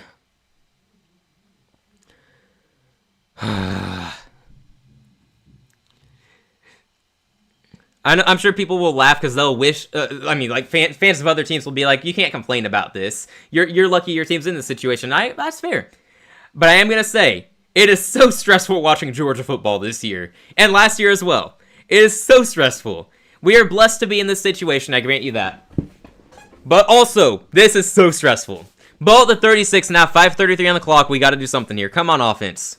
Gunner going to take the snap, hand this ball off to Frazier. He's got some blocks. He's going to get the first down. Goes down around the 47-yard line. Let's go.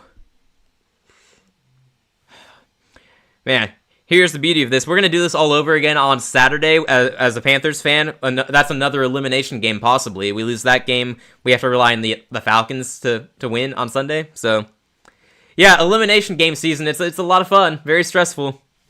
Here we are. Ball at the 47 now after that good Frazier run. Down to 5 minutes. We are killing some time, which we need to do. All right, we're moving the running back around. He's behind Stockton instead of to his right. It's still a handoff, though. Frazier makes a move. He is not going to go too far, though. Gains maybe 2 yards. The clock will keep going, though, which is pivotal. We need the clock to keep running. Don't want Ole Miss to have all day to make a last-minute scoring drive. Oh, no, Frazier's slow to get up. No, please, Frazier. Oh, he's struggling. He's hurt. He's not getting up.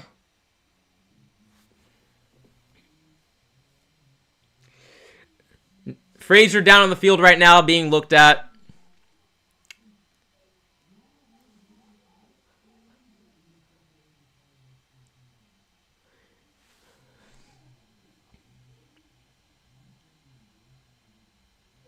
He's still down, man.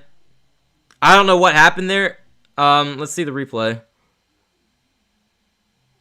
Yeah, it looks kind of awkward going down. Yep. He might have sustained an ankle or a leg injury there.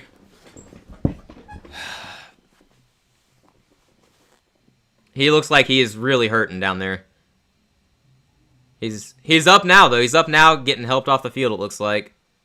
Yeah, you can see the man's face. He looks like he's dying out there. My gosh, I hope he's okay. I hope that's not too severe. I'm gonna guess that that's the last we see of him for the rest of this game.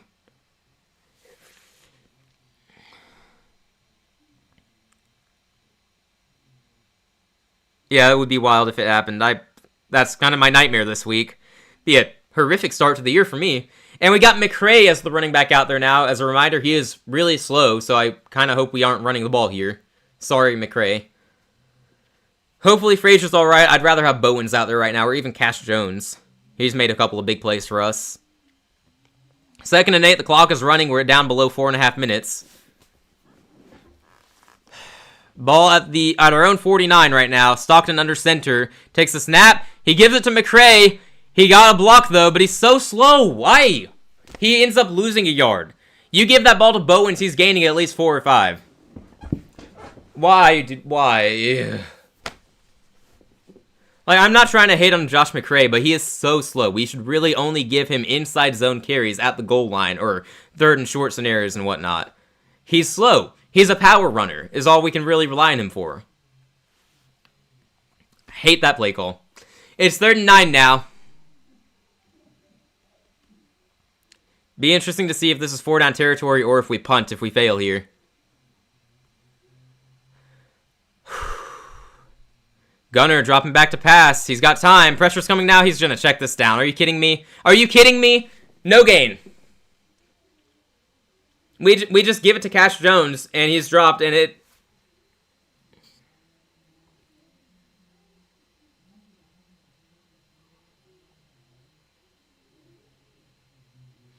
Play calling is so bad right now. And we are lining up to go for it on 4th and 9.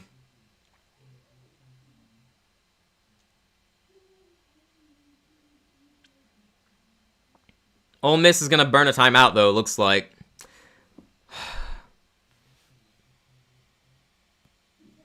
I mean, I get going for it in one regard. Like, if we punt the ball, they have 3:09 left. They're going to burn some time. The way their offense has played, I don't feel great about that. I absolutely hate that we just checked that down. Like, I get it. Pressure's coming. I get it. No one else is open. You have to do something with your legs to keep the play going, though. You cannot check that down. Cannot check that down. You have no chance of converting.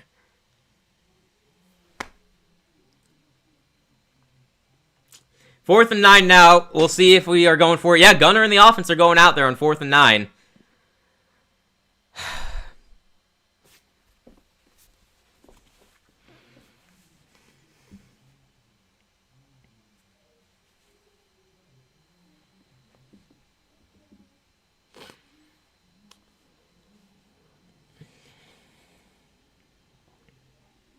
Shotgun formation, Gunner Stockton, Cash Jones to the back to his right, or left, that's his left.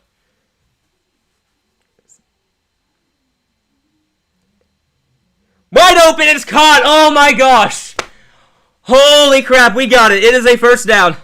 It is a first down, Zachariah Branch is wide open, we connect this time. Under 3 minutes to go now, oh my gosh. Good grief, and they only rushed like 2 people there. He had time. He found Branch open across the field. It's a first down. We keep it going. 2:45 on the clock and counting down. In field goal range, too. Stockton looking to throw. He's going to have to run out of this, check it down probably. He's going to throw this away as he takes a big hit, but there's a flag down on the field. Looking a little Canales out there, right? Yeah. Man. This is so stressful, man. I don't know what's going to happen. Ah, shoot. They get us for holding on offense. That's going to back us up 10. Okay. That'll take us out of field goal range. It's probably the right call. I mean, it looked like there had to be a hold for Gunner to escape that, honestly. Yeah, I guess that's probably the right call. Fair enough. 1st and 20 now, 2:36 on the clock. We got all 3 timeouts. They got 2 timeouts. If we score in this drive, we're feeling fairly good. 1st and 20 is not ideal at all. Woodring can kick it, though, if we need to tie it up. Ball at the Ole Miss 46, outside of field goal range. Gunner dropping back to pass. They're rushing 4. He can run. He throws. It is batted. It is batted down at the line of scrimmage. It'll be 2nd and 20. There's been a lot of that tonight, surprisingly. We've seen at least 5 total passes batted in this game from both quarterbacks. 5 total. 52 for Ole Miss. That's the 2nd time I've seen him bat one down. So that guy seems really good. The way he's played tonight, I mean, he looks like he's going to be playing on Sundays too. I feel like I'm saying that a lot in this game, much more than I anticipated saying it, but they got some guys who are just playing out of their minds. 2nd and 20, 2:32 on the clock. We got all 3 timeouts. Play clock winding down. 4, 3, 2. Snap the ball. They do. It's going to be a quick throw to Branch. He makes a move. He's got some blocks, and we're back in field goal range across the 35 there. Okay. All right. And the clock will probably go down to the 2-minute warning here, or 2-minute timeout, whatever they call it at college. That's fine. It makes me nervous when we do those receiver screen plays to Branch, because we do it so often. But it worked that time. It'll be 3rd and manageable, and we're going to take a breather here after the 2-minute timeout. We're in field goal range, so if we don't convert, Woodring, we can at least trust him generally to make it from here. Field goal is realistic. Yeah, it's realistic here. If we could convert in 3rd and 9, that'd be great. Hopefully we have a play we can draw up here and go with it. I mean, whoever you're rooting for, honestly, this has been absolute cinema. I'm going to be gutted if we lose this game, but I'll go ahead and say it now because I don't know what I'm going to say if I'm emotional after a loss. This has been an amazing game, and Ole Miss has played fantastic. We've played fairly well. Our defense, I can't hate. Chambliss has just played out of his mind. Good quarterback is going to beat the good defense, and that's what's happened here. Our offense has done a good job in this game. We've made a couple of mistakes. It is what it is. See what happens. It's been a heck of a game. Absolute cinema. Best game of the playoffs by far. Good game so far. Hope to see something like this in Tampa and Panthers game. No! I hope that we beat the crap out of Tampa. I don't want to go through this again. We know how it is, though. It'll be close. It'll be a good game. I feel confident. Let's hope we don't Panther it. Yeah. I talked about this a week ago, I think. The worst scenario is we lose, and then Atlanta does all of this just to lose to the Saints, so the Saints end up ending our season. It would be like we lost to them 3 times, sort of. That's what I don't want. Alright, 2 minutes left in this one. Got a commercial break right now. That conversion on, it was 4th and 9, I think. I mean, that's sickening stuff. I don't know where this is going, but we've had a lot of gutsy plays in this one. The 4th down conversion, the fake punt. Too many mistakes, though, letting Ole Miss have the lead here in the 4th.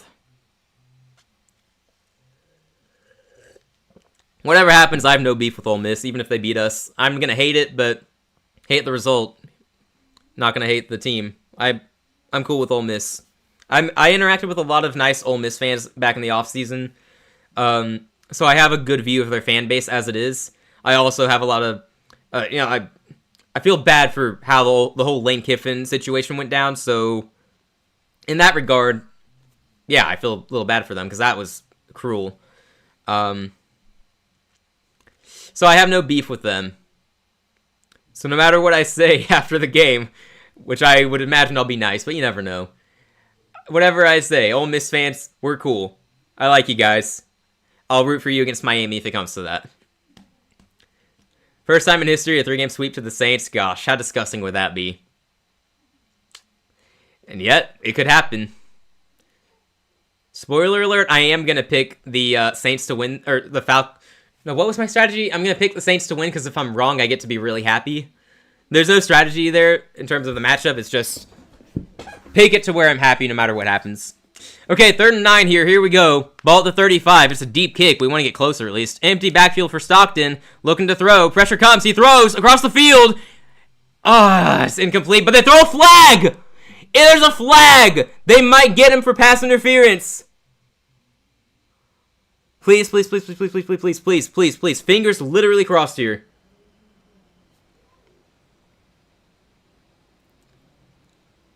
Let's go! They get PI in the defense. It is first down for Georgia.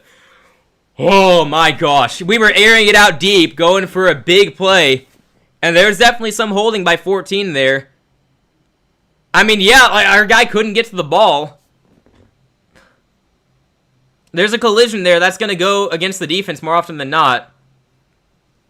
I would understand if you didn't call that. I would understand. But it's called. We're not going to complain. We got it at the 20 now. 155. All 3 timeouts. Come on. Handoff here. I like it. No, he's keeping it. No, Bowen's got the ball. He gets about 3 yards. Okay. All right. Oh, you're ahead down there? I'll try not to, Well, I guess you'll hear me react to things after they happen. That'll be interesting. Okay. 2nd and 7 now. We are killing time, so if we do score here, Ole Miss is not going to have a lot of time to work with. Let's go, Ole Miss. Oh, boy. All right, 124, counting down, 2nd and 7 here. Ball at the 17. Hey, man, hey, you don't got to talk trash. We're being nice here. We like Ole Miss. Stockton going for it all. It's incomplete, but there's a flag. There's a flag. We think it's on them for PI. Are we going to get 14 again for PI?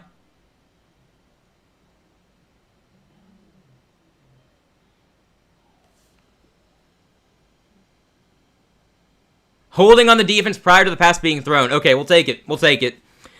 Half the distance to the goal. It's first down, Dogs. We got a minute 13 here. Ole Miss might have to start thinking about using those timeouts. So we fake the throw to Branch and then air it out. Oh, yeah, there was a hold there. There was a hold there. Yeah, no, that's the right call. You can hate it if you want, but that's the right call, man. If he doesn't grab him, he's on pace to get that ball in the end zone. So, okay, we need to hand it off here.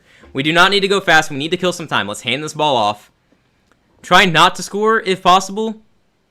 That sounds counterintuitive, but we need to kill some time. Stockton takes the snap. It's going to be a quarterback run. He's got some room. Going to take it across the 5, down around the 3. Let's go. And Ole Miss, I think they're going to burn that second time out here. Minute 8 on the clock. Oh, man. So if we take the lead, they're going to have a minute to work with, and they're going to have to score a touchdown.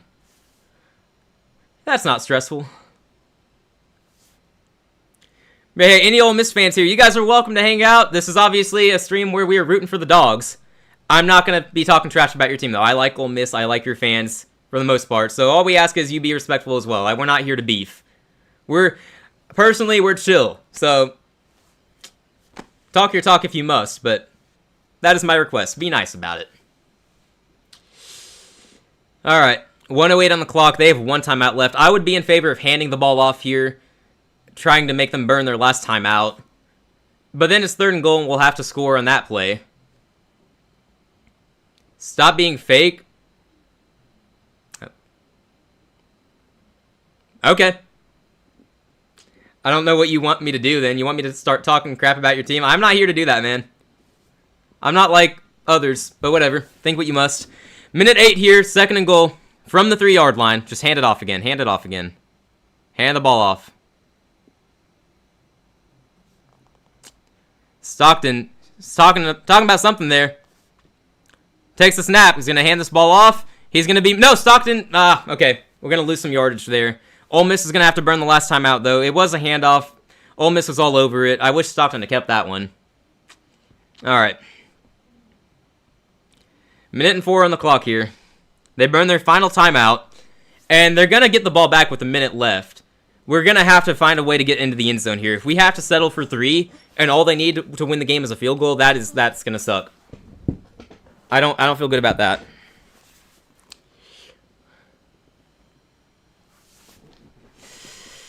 All right. They're using that last time out. We got time here.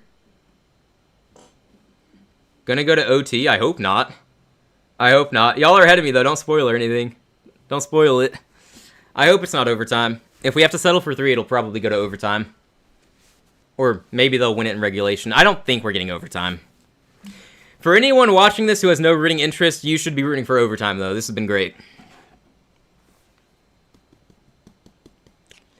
All right, we're at the 6-yard line here. 3rd and goal. This is our one chance to take the lead in regulation here.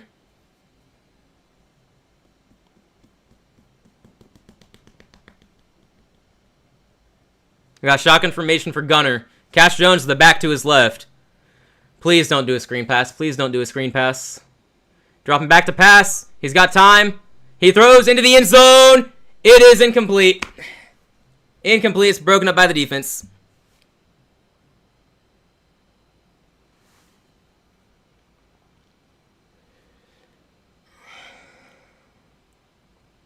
$59 seconds on the clock. They're going to get the ball back with about 50 seconds.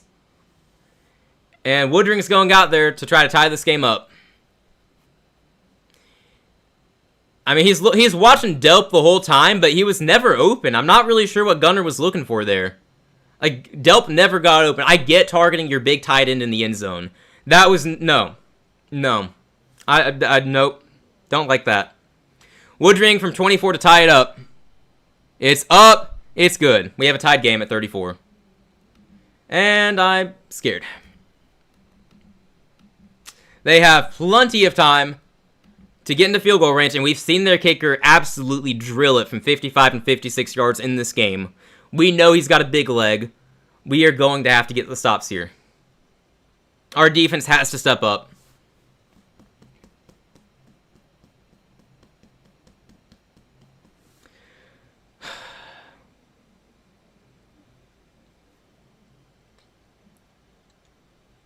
$56 seconds on the clock. We'll probably kick this out of bounds to no return. Oh, shoot. They got a player down. They got a player down. Flatten his back. Hopefully he's all right. Well, that'll delay the game a little bit here. All right, he's getting up. That's good. That's good.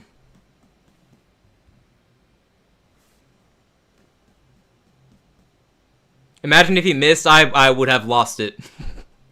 Yeah, nope, we would not have been okay over here.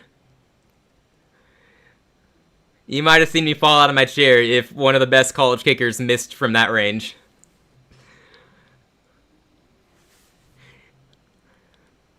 But alright. Tied at 34. What a game it's been. Don't know where it's going. Don't know what I'll say after the game, but I'm telling you now, this has been a great game. Whatever happens, happens. Either it's going to be an amazing win for us, or I'm about to be devastated. We will see. We have all 3 timeouts, so there is a world where we get a 3 and out and we get the ball back. There's also a world where they just go fast and they go downfield and they score and they win. Or maybe none of that happens and we go to overtime tied at 34. There are numerous paths this game could take. 56 seconds on the clock, no idea. This is going to go into the end zone for the touchback, no return. The clock remains at 56 seconds. Ole Miss has no timeouts here. Down to 0. They cannot stop the clock without going out of bounds. 56 seconds to work with. The last time they had a chance with the ball at the end of a half. No timeouts. They blew it. They should have been able to get 3 points at the end of the first half, but they couldn't. We need that to happen again here. Chambliss has looked like 2019 Joe Burrow tonight. That offense has been unstoppable here in the second half. We need one stop here from the defense. Yeah, let's go Georgia D. I'd say bend to don't break, but even bending here probably gets them into deep field goal range. Here we go. At the 25. Chambliss. Lacey in the backfield next to him on his right. Player in motion. Chambliss takes a snap. He's going to hand this ball off, surprisingly, and Lacey's going to get about 5 yards. Yeah, I hope it ends here. I don't want overtime. Yeah, I don't want overtime. This has been stressful enough. I'd like to get a 3 and out here. They hand it off, and we're down to 41 seconds and counting. Chambliss, shotgun formation, takes a snap, dropping back to pass. He's got all day. That's not good. Pressure coming now. He throws. It is caught. No! Oh, he dropped it. Oh, thank goodness he dropped it. He dropped it. He dropped it. He was going to be in Georgia territory just outside field goal range. He drops it. Good grief. He took a big hit there. I hope he's all right. That is a big hit. Shout out Bolden that's Branch. That is Zion Branch, the brother of Zachariah Branch, with a big hit on defense. Knocking that ball loose. That's gotta hurt. I hope Lee's alright, man. Okay, Adam Anderson. I have no idea what that means, not gonna lie. Does college football operate by sudden death or similar to NFL rules? Yeah, it's different. So they start at the 25, and you have to score. No, you don't have to score, but both teams get a shot to score like it is in the NFL these days. If you get to the third overtime, though, it's sort of like in other sports where you have sudden death things like a kickoff or a shootout in hockey. In college football, it's 2-point conversions. You just go for 2 until somebody wins. It's interesting. It's entertaining. It's entertaining. I don't know if it's the best way to end a game of college football, but it's entertaining at least, and that's basically what they go for these days. Whatever makes money. Alright, we got 32 seconds here, 3rd and 5. Again, they have no timeouts. They're going to have to go for something simple here to try to get the yardage. That is a big drop, because it stopped the clock. If they don't convert here in 3rd and 5, we're going to get the ball back. This is a big play here. This could decide the game, one way or another. Although, if we get the ball back, I wouldn't be surprised if we just kneel it out and go to overtime. Knowing us, we can be conservative at weird times.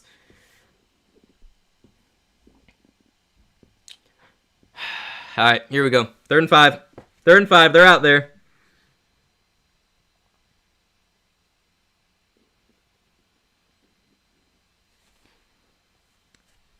At the 30, shotgun formation, Lacey to his right. Dropping back to pass, we're bringing pressure. He throws deep, he's open.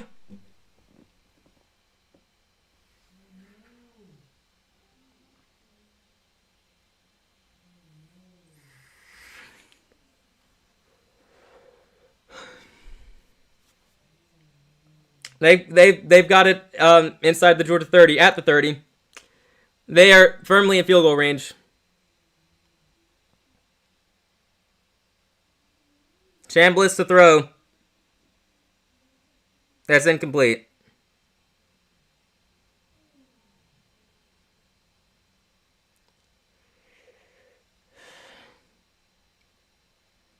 Everett almost picked that. That would have been crucial.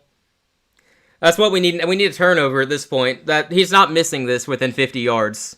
He is not missing this within 50 yards.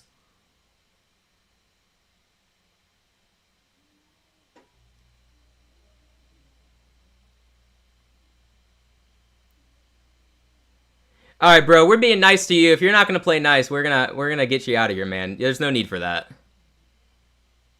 Chambliss dropping back to throw. It is out of bounds. Just throws it away.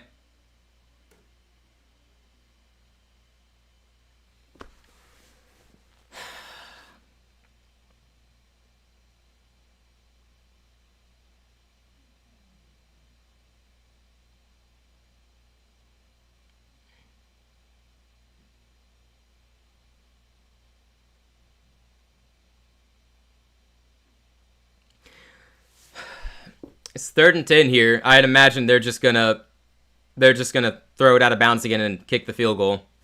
We'll see.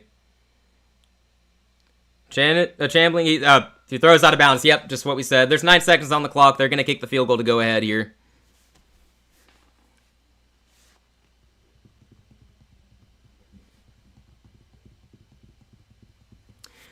Alright, man, we're done. We told you can be nice. We've got no issues with Ole Miss. We're chill with them. Come on, man. You were given warnings. You do you, man. 4th and 10. We're going to call a timeout to try to ice him. It's 47 yards. The way he was draining it from 55 and 56. He's not missing this.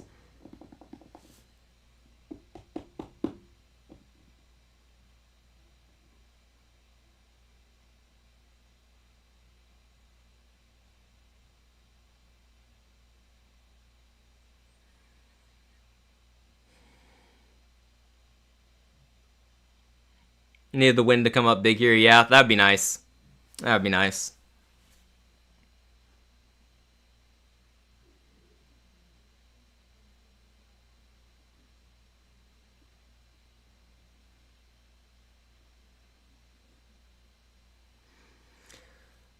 Alright, well, this is the game. I doubt we're spending a second timeout to try to ice him. And this guy's been really good. He's not missing.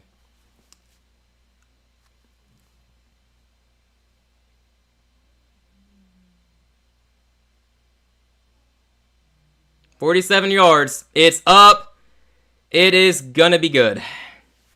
Congratulations, Ole Miss.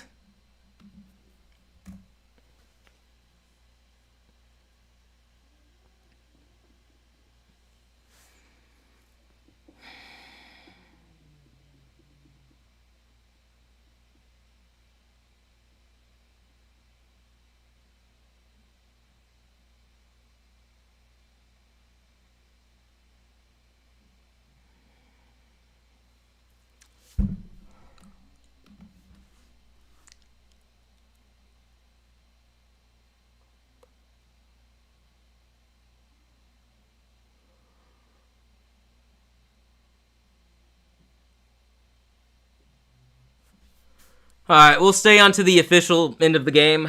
There's 6 seconds left. We're not going to do anything with it. We don't have time to get into field goal range. I will still root for Ole Miss against Miami. I don't care. I'd rather see Ole Miss go to the championship than Carson Beck. Kirby blowing a fourth quarter lead is just mind-blowing. I don't know the last time that happened. Blowing a 2-possession lead, too. The defense collapsing at the end. They needed all the things that never happened to happen. We're returning this kickoff, apparently. Hook and lateral. What on earth are we doing?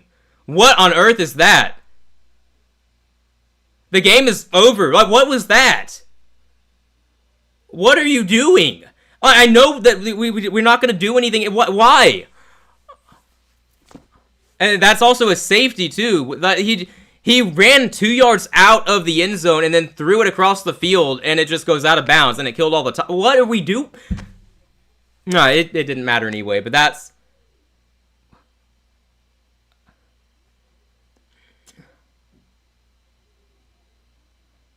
I don't...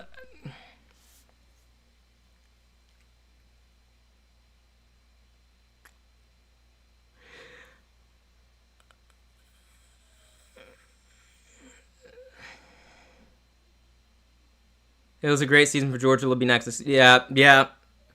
I've been open about it. I never thought this was going to be the championship winning team, just objectively. I know I picked us in my predictions because I do that, but this is a young team. We were going to make mistakes. And Chambliss played like he's the best quarterback in college football, which he probably is, honestly. Him or Fernando Mendoza. Chambliss is ridiculous. But we're going to be returning most of our roster next year. We will be primed to make a run next year.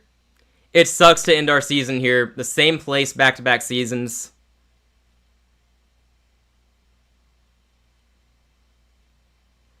Well, good for Ole Miss.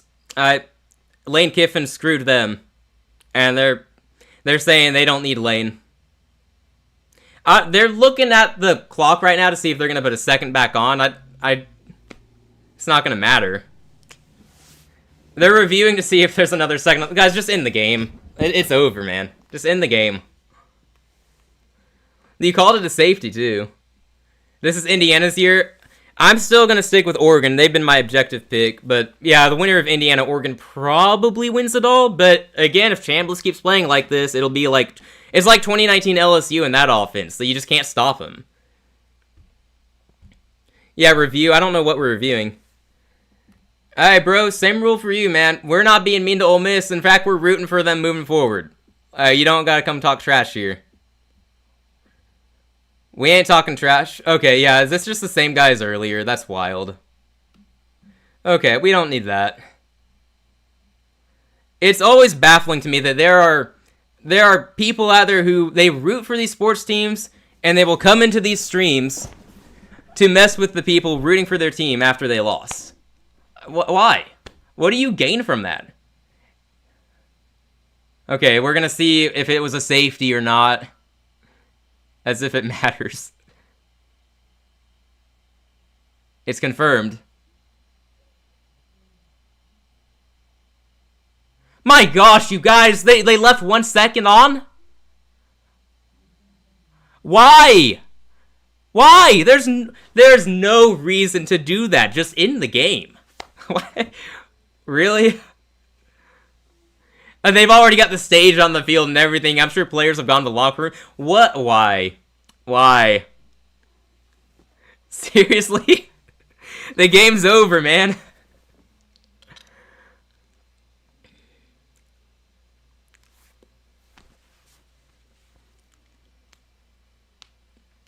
I mean, there's 1 second on the clock. They're just gonna kick off and that's the game. So, okay, whatever.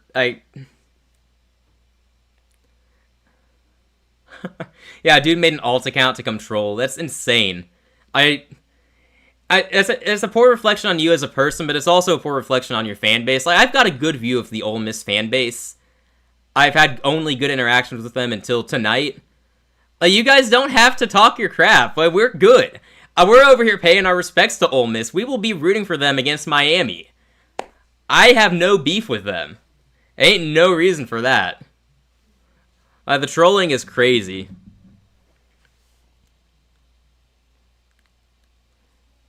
Surely you have a better use of your time than to go and troll for no reason. Just because your team won a football game. At the end of the day, this is just a game. I know, obviously, we are big football fans around here, or else we wouldn't be doing this. We wouldn't be streaming. We wouldn't make football content. We're big-time football fans. But we acknowledge at least it is just a game. You don't need to act like an 8-year-old in these streams.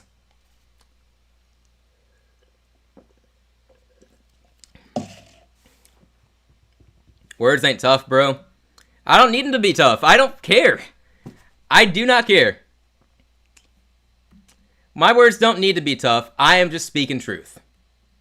I can say the same about your time. You can, but my time was going to be spent watching football anyway, so I might as well provide some source for other fans to be able to listen to what's happening in the game, or to witness me lose my mind over the course of 3 hours. I have no problem with using my time this way. Using your time to act like a toddler is kind of sad.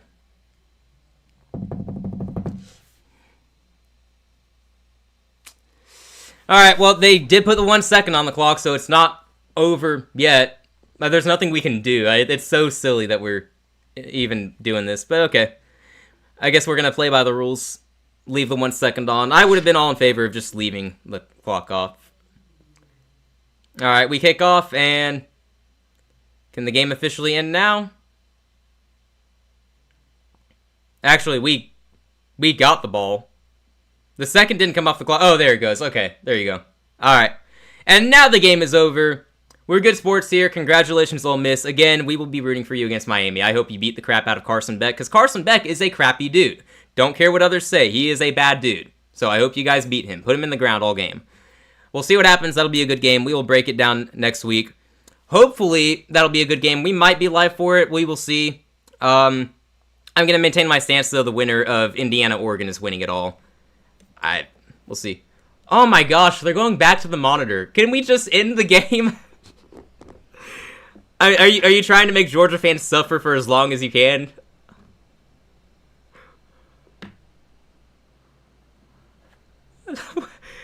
Please just let the game end. This is wild. You're AI, that's quite the comment. If I'm AI, then this is the most realistic AI you guys have ever seen. Put up a stream and show your face to us. I bet you won't. Imagine. Let him in at this point. Honestly. What's gone so terribly in your life that you feel the need to take it out on a streamer, bro? It's a good question. Keep talking, man. That is your picture. Is Mint's funeral tomorrow? I don't... does he even get a funeral at this point? Okay, we have one play here. Apparently we get the ball. Okay. I don't know what we're doing here, but we have one play. This is the last play of the game officially. Alright, we're going to do all the funny things. Cash Jones has the ball across the 35. Throws it back to Delp at the 36 now. Someone has it now. Jones again. Across the 40. Throws it back to someone. I don't know who these guys are at this point. We haven't advanced past the 35 yet. We got flags on the field. I'm sure this is all coming back. Can we just end it here?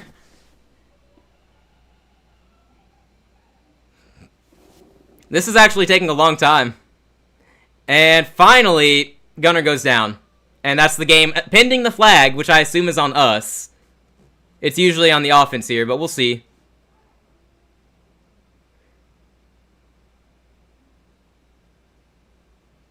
Okay, finally the game is over. Alright. The game should have ended a while ago, but yeah. And yeah, Midnight Daniel doesn't really care about the Georgia loss. He's I think he's a Baylor. Yeah, he's a Baylor fan. Oh, I don't know why I had to think on that. He's a Baylor fan. Yeah, all right. So my teams in football have 2 basically elimination games this week, although we'll see if that's true for Carolina. 0 for 1 so far. Great. That's great.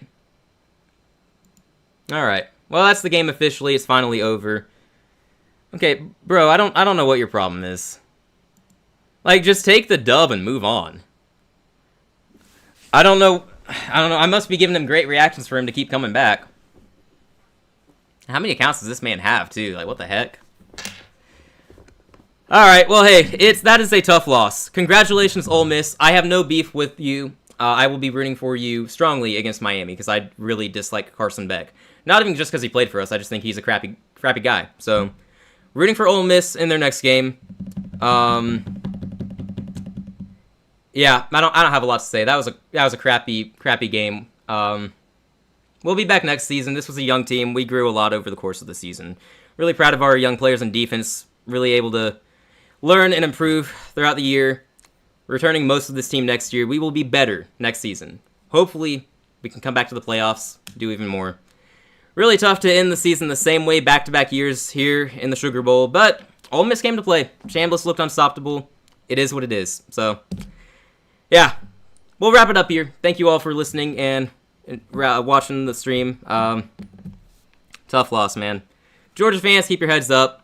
We'll be back next year. Ole Miss fans, good luck. You got Miami next.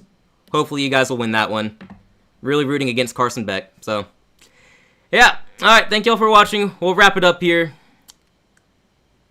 Tough stuff. We'll be back on Saturday for the Panthers game. Hopefully we will not have the same fate there, but we'll see. Alright, guys. It's been fun. Appreciate y'all. See y'all next time. Take care.